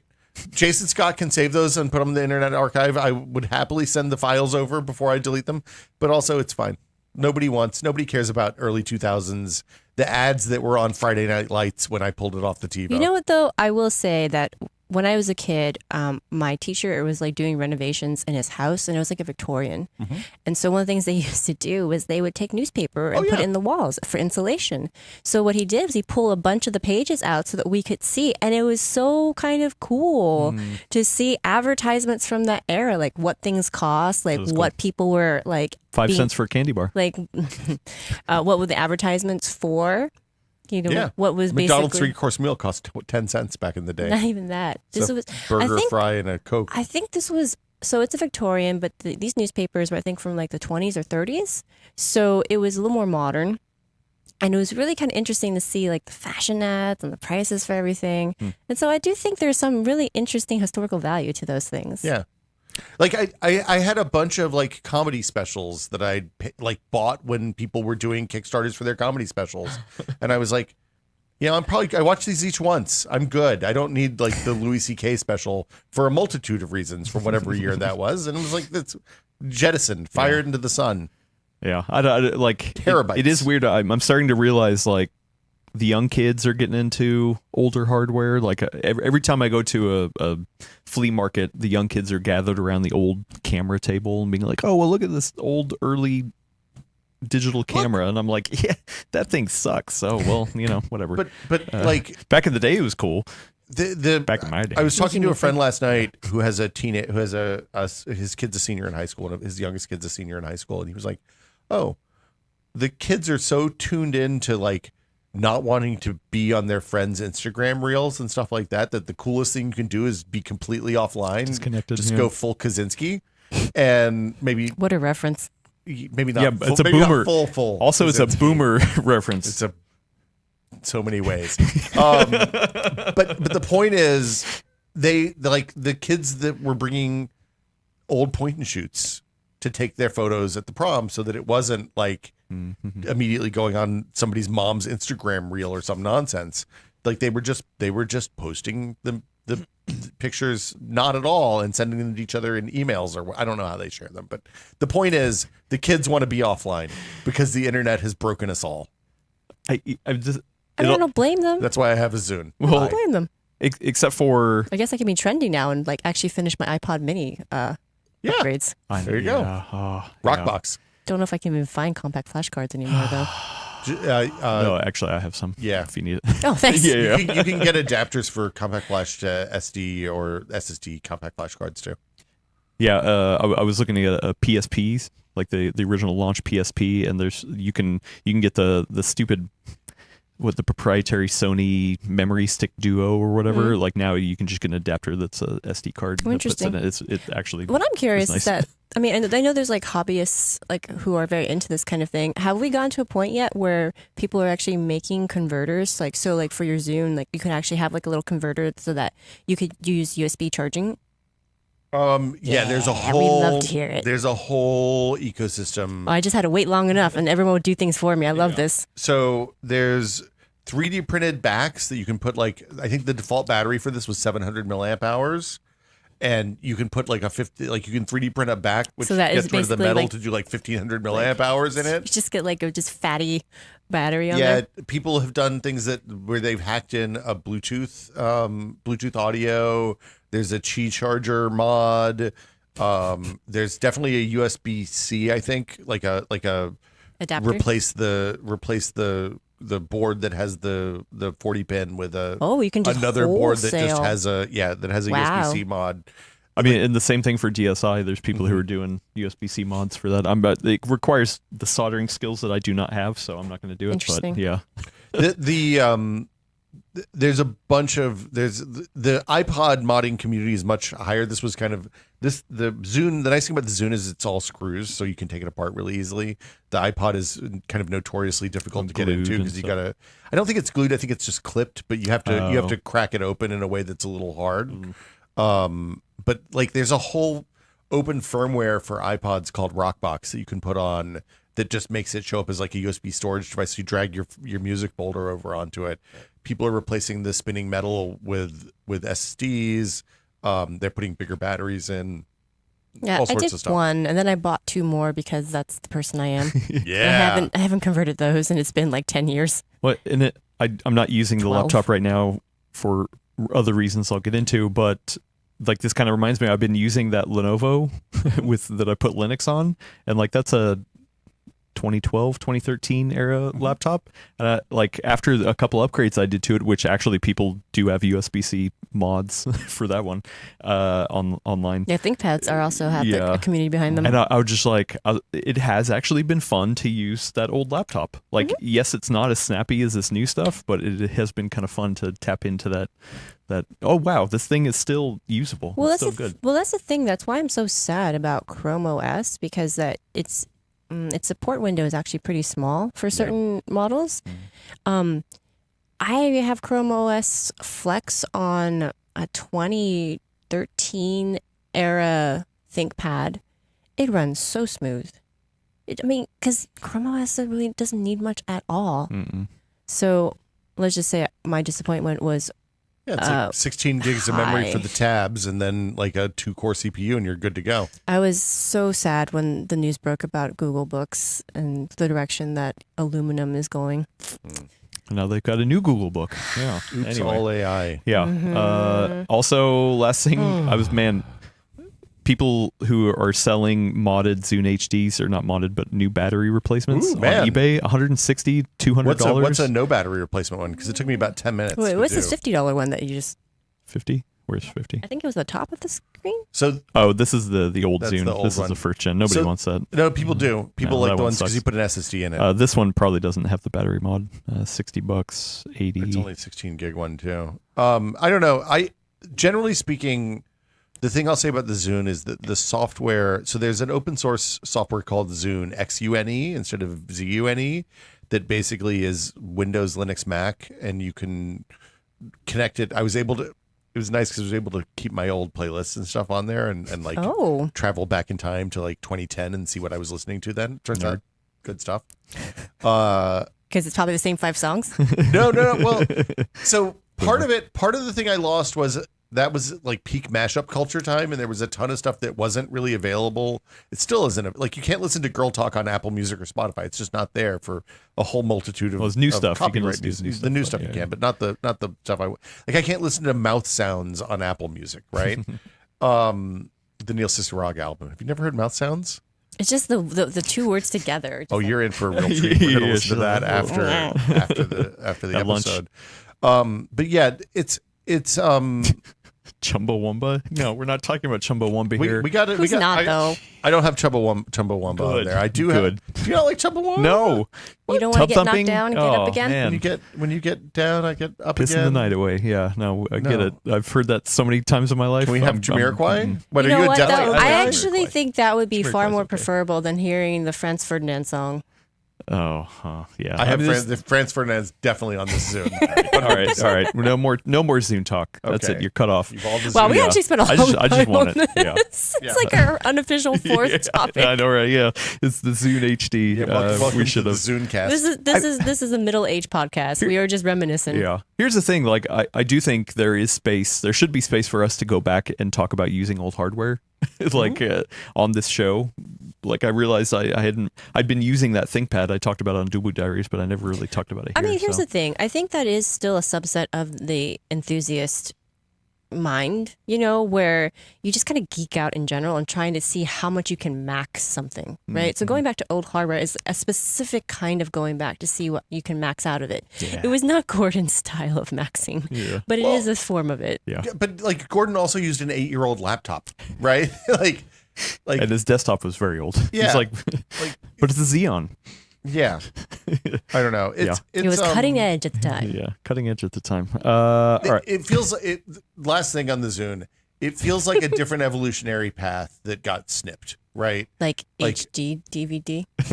Well, no, not Hey, no. you get those real cheap. Because Those like were nobody great. cares about that because it's the same thing just in a different package, right? I'm like this. The UI for this is somebody at Microsoft took a real swing at what the future of touch UI should be like in a post iPhone world, and like it's cool. It feels like something that is wildly different from anything you've used recently in a touchscreen interface. Is what I'll say. Because it was they were thoughtful and they were making interesting choices, if not necessarily good choices, in a way that like everything's ossified around what the iPhone was at this point. And you could almost see how they got to Windows 8 with all this stuff too. They're like, oh yeah, tiles, and people are going to be using the screen. Obviously, this is not the same design as the tile stuff, but Yeah. like they were like, oh yeah, this is the future, touch Big screens and all that kind of stuff. Chunky, Big words and I don't know. Yeah. Anyway, it's interesting. All right. Whoops, I had a couple questions in here for Ben, and I forgot to get to them. Whoops. So yeah, we'll have Ben on again. Friend of the show, Dirk150 says, "Are any of you trapped by a tech ecosystem? Microsoft Suite, Google Suite, Apple? Have you successfully broken out of any of them?" I just hooked my non-Google email address up to a Google. Actually Wait, learned are you this. hooking into an ecosystem? Well, This sounds like the opposite of the the question. point is, it's impossible to get away from Google if you work with people who do like Google document shares and stuff like that. So like, I do contract work with a bunch of different game studios, and most of them are on either Google or Microsoft suites. And as a result, you have to be on both of those, or else you're in the situation where, like, okay, well, if you're going to share a document with me, use my Gmail, but just otherwise email me this other email address. And it's both unprofessional and bad to do that, because it's confusing for the people that are your client, customers. right. Yeah. So I think it's really hard to get out of all of these ecosystems by design at this point. Would you want to get out of Google? I tried for a long time. Yeah. They keep pulling me back in. I'm actually about to attempt this myself. I don't think it's going to be easy. I have been looking at options like Proton, but they're very slow with their development. And so that's the unfortunate part of it. I think what I'm going to be doing is trying to minimize how much I'm using Google for personal documents. If I need to collaborate, that's fine. Like, I have the account already. Maybe going back to a system of using Microsoft like apps locally, but backing up those files to like a specific like cloud folder that's not necessarily like one of the big three. I don't know. There's not a great solution to it, but I think if you're determined enough and you can tolerate friction in your process, then it is possible. The issue is that I honestly feel like a lot of the times these days, the issue is not actually how you do it yourself per se. It is the people around you, right? Like, just as Will was just kind of saying, like, it's really hard to get away from things because it's like messaging apps. You're like trying to message someone, they're like, oh, I don't use text message. And then somebody else is like, oh, I'm only on Instagram. And somebody else is like, I refuse to use anything but text message. And somebody else says, reach me by email. And you're just, I message only, and you're like, yeah. And it's just a pain in the butt because everybody has their preferences and there are different options and you have to find them where they're at. So the thing I'm using for my non-Gmail work email address that doesn't have a Gmail account associated, so I don't want to use Gmail to Google to host my email. I'm using Fastmail instead, which I looked at Proton and was like, the encryption's doesn't do what I need because I'm not ever going to email other people on Proton Mail. But I did want good control over multiple domains, and like basically I've unified all of my non-Gmail email on one account now, which is incredibly convenient with like all sorts of sorting rules and filtering and all this stuff. But when somebody would share a Google Doc with me with that, I got an email that said, hey, somebody shared this Google Doc. Do you want to access it? And then the login process was put in a code, like try to log in. It's like, hey, you have to confirm that you will send a code, blah, blah, blah. Google has a thing that they don't advertise at all called Google Workspace Essentials, which is a free service that they provide. It comes with like, I think 15 or 20 gigs of storage, and it gives you access to everything but Gmail, in the same way that you would if you were a Google Workspace domains user. So interesting. Like, yeah, so you can get Google Docs, you get a Google Docs account, you get meetings, you get tasks and to do and all that other stuff, just no Gmail, and you even have Drive and storage with the docs and all that stuff, and it's free.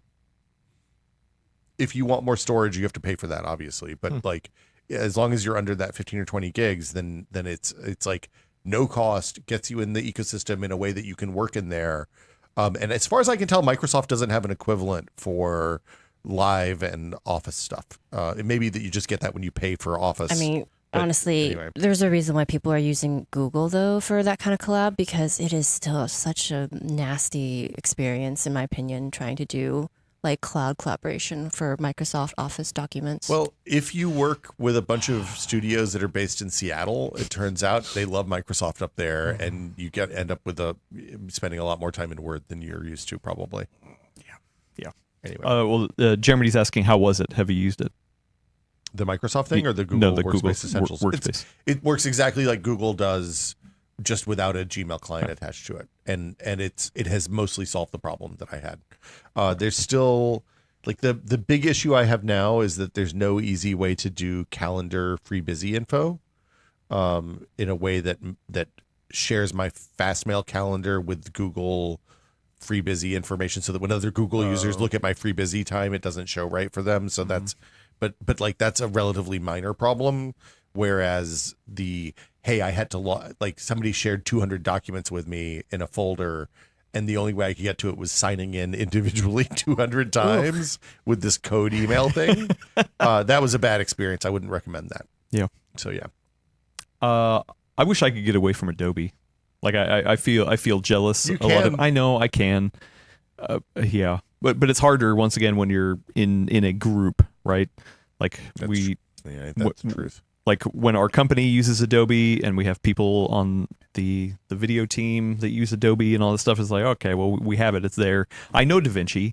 DaVinci, I think I was able to get there, but it's the Photoshop stuff that's harder too. I just need to sit down, especially on the Linux side, and learn something other than Photoshop. But man, it's just muscle memory. That's the hard part. It's not even...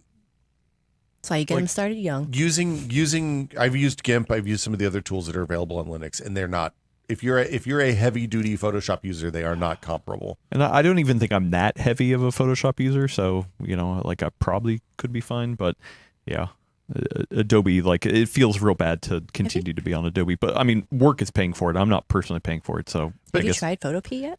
PhotoP? No. Yeah. Kryder really likes it. So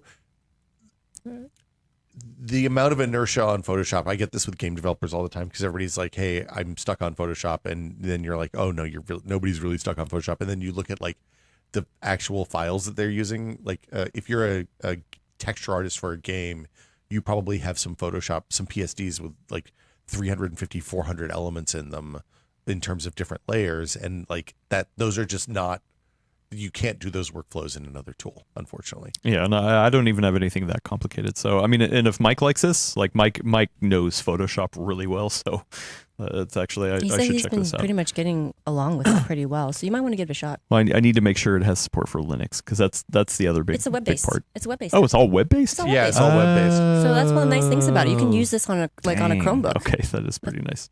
So the other thing I've I'll been try to using check it on Linux is Krita, which starts off with a picture of an anime girl, which, like whatever. I'm not Wow, that's judging. like old internet. But it's like a painting tool, so it's really nice for doing drawings and touch-ups and stuff I missed the photo. that. Well, I'm not going to. I mean, maybe it's for the best. There you go. Okay.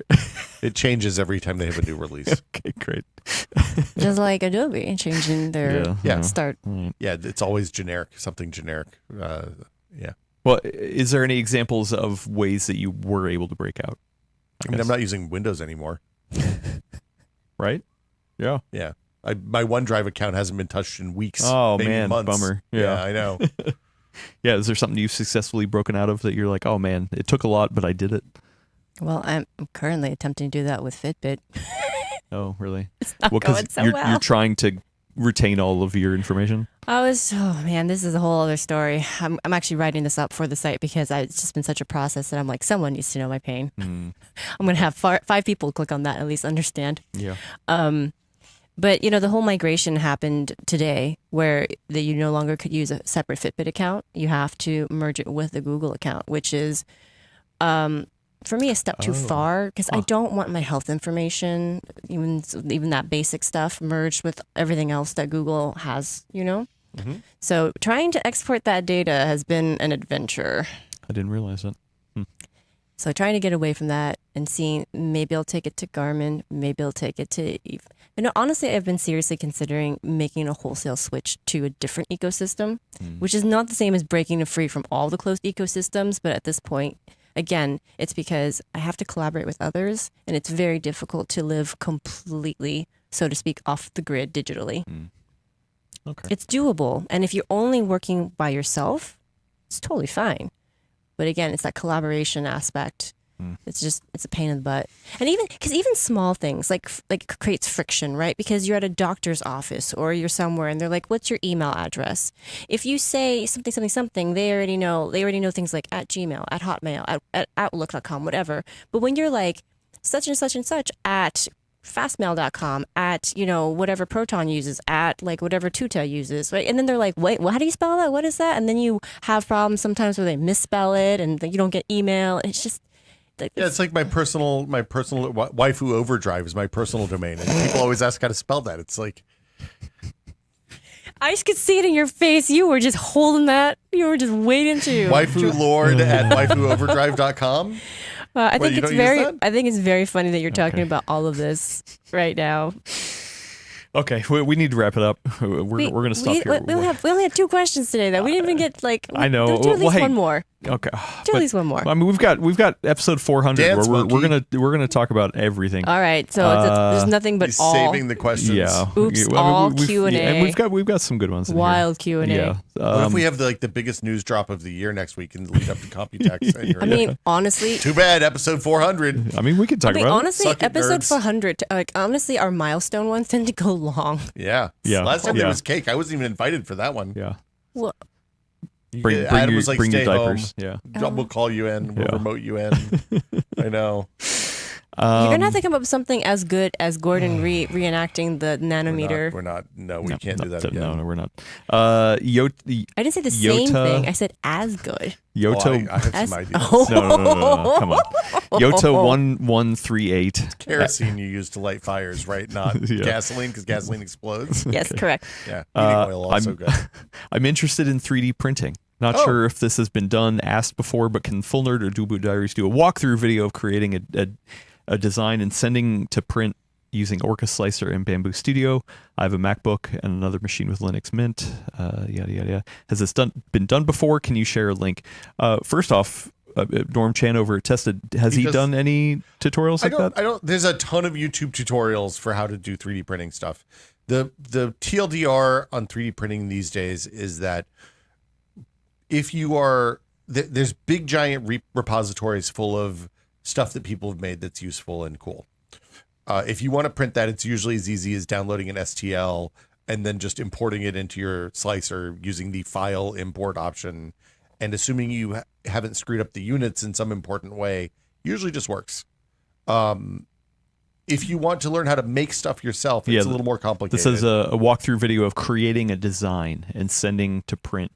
So it sounds like they actually want to design creating something. the design is harder. There's a bunch of good channels that do that kind of stuff as well.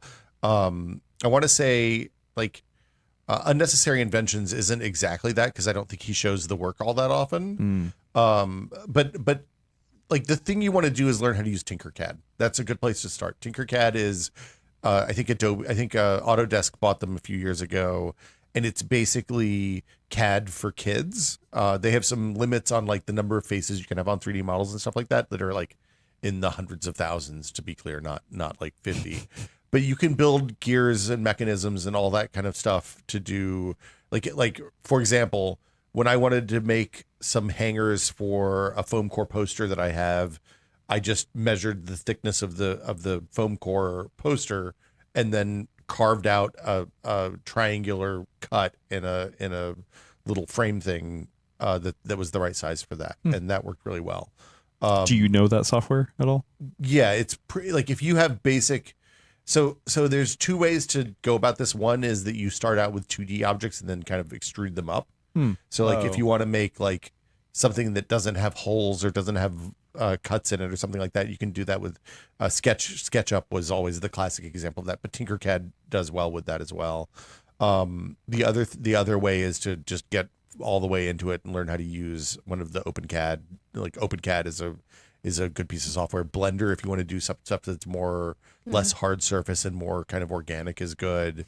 The trick is if you want to make sculptures, then Blender's great. If you want to make stuff that has like precision on the measurements and mechanical control over things like gear ratios and stuff like that, you need something that's more CAD-y than Blender.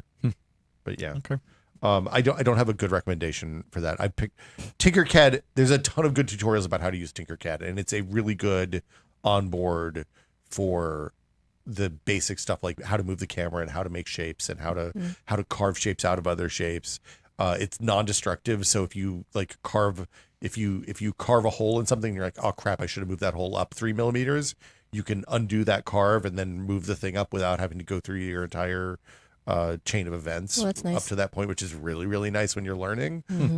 So yeah, it's a Norm recommended it to me. It's a fantastic place to start.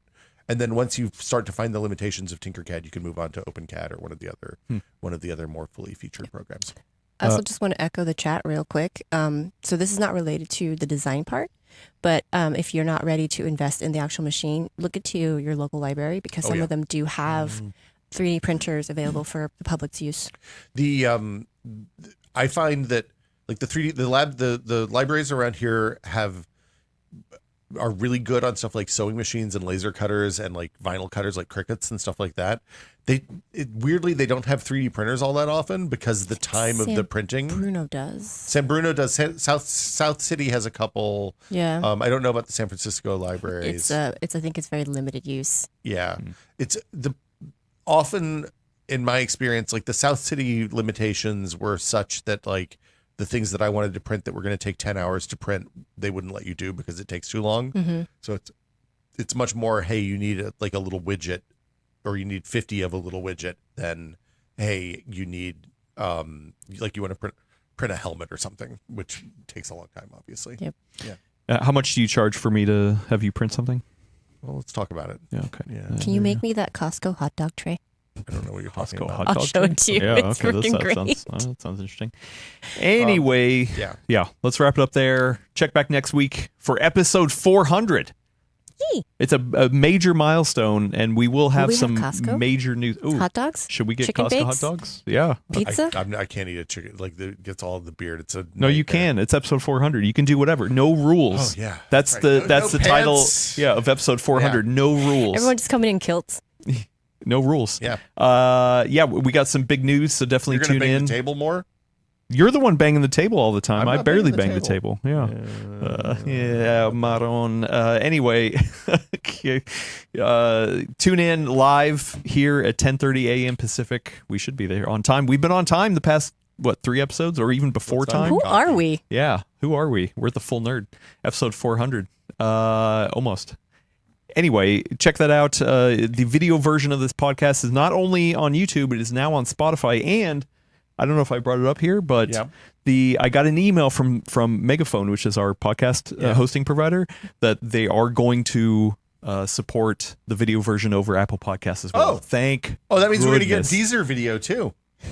I have no idea if Deezer uses I don't that know. protocol, I don't know but what Deezer is. but man, yeah, that was something that I was so upset about, to do all that work to get the video version 10 in people the feed. Yeah, the 10 people over on Spotify. And then the Spotify. I know we got more than 10 people. There's dozens at least. But now it's going to be on Apple Podcast, hopefully sometime in the future. So that's exciting. I don't know. I'm excited. And you heard Adam. There's no rules next week for episodes. No 400. rules. So like No you want to get in rules. those in that TFN questions channel and post not questions. Go nuts. No rules. No. There are rules for Discord still. Nope. No rules. It's not. It's only for He said episode no rules. 400. Yeah, episode Only for 400. Yeah, 400. yeah.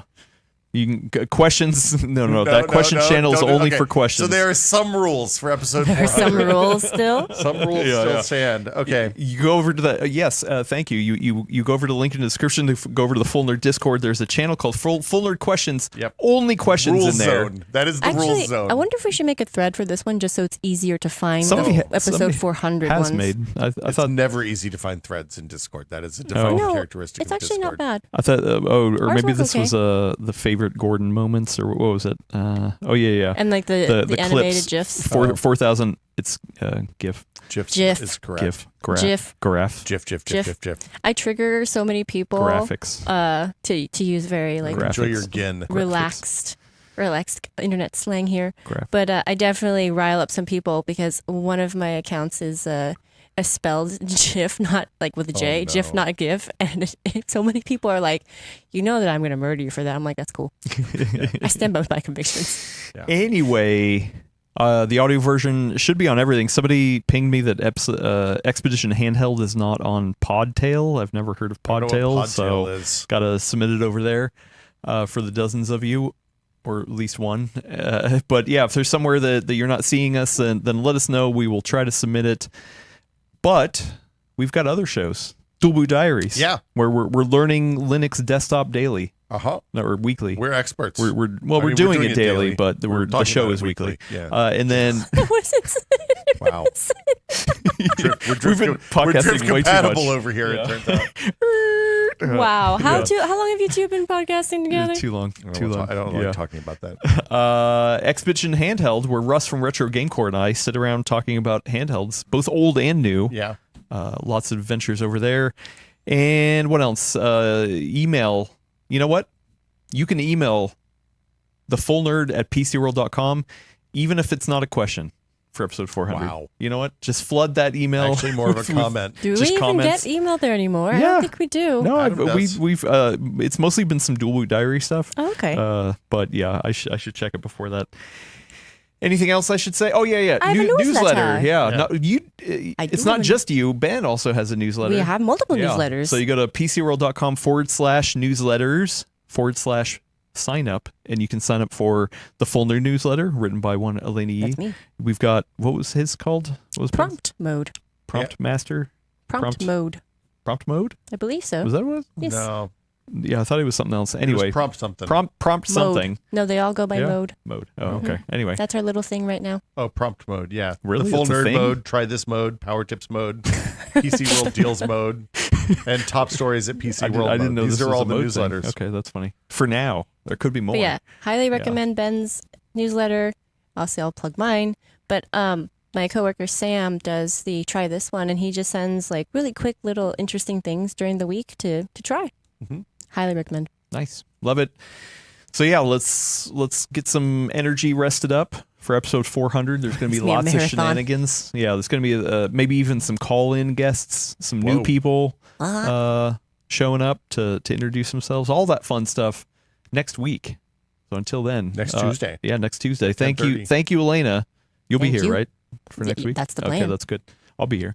You going to be here next I'm week? planning on it. All right, good, cool. And then thanks everybody. We'll see you later. Bye.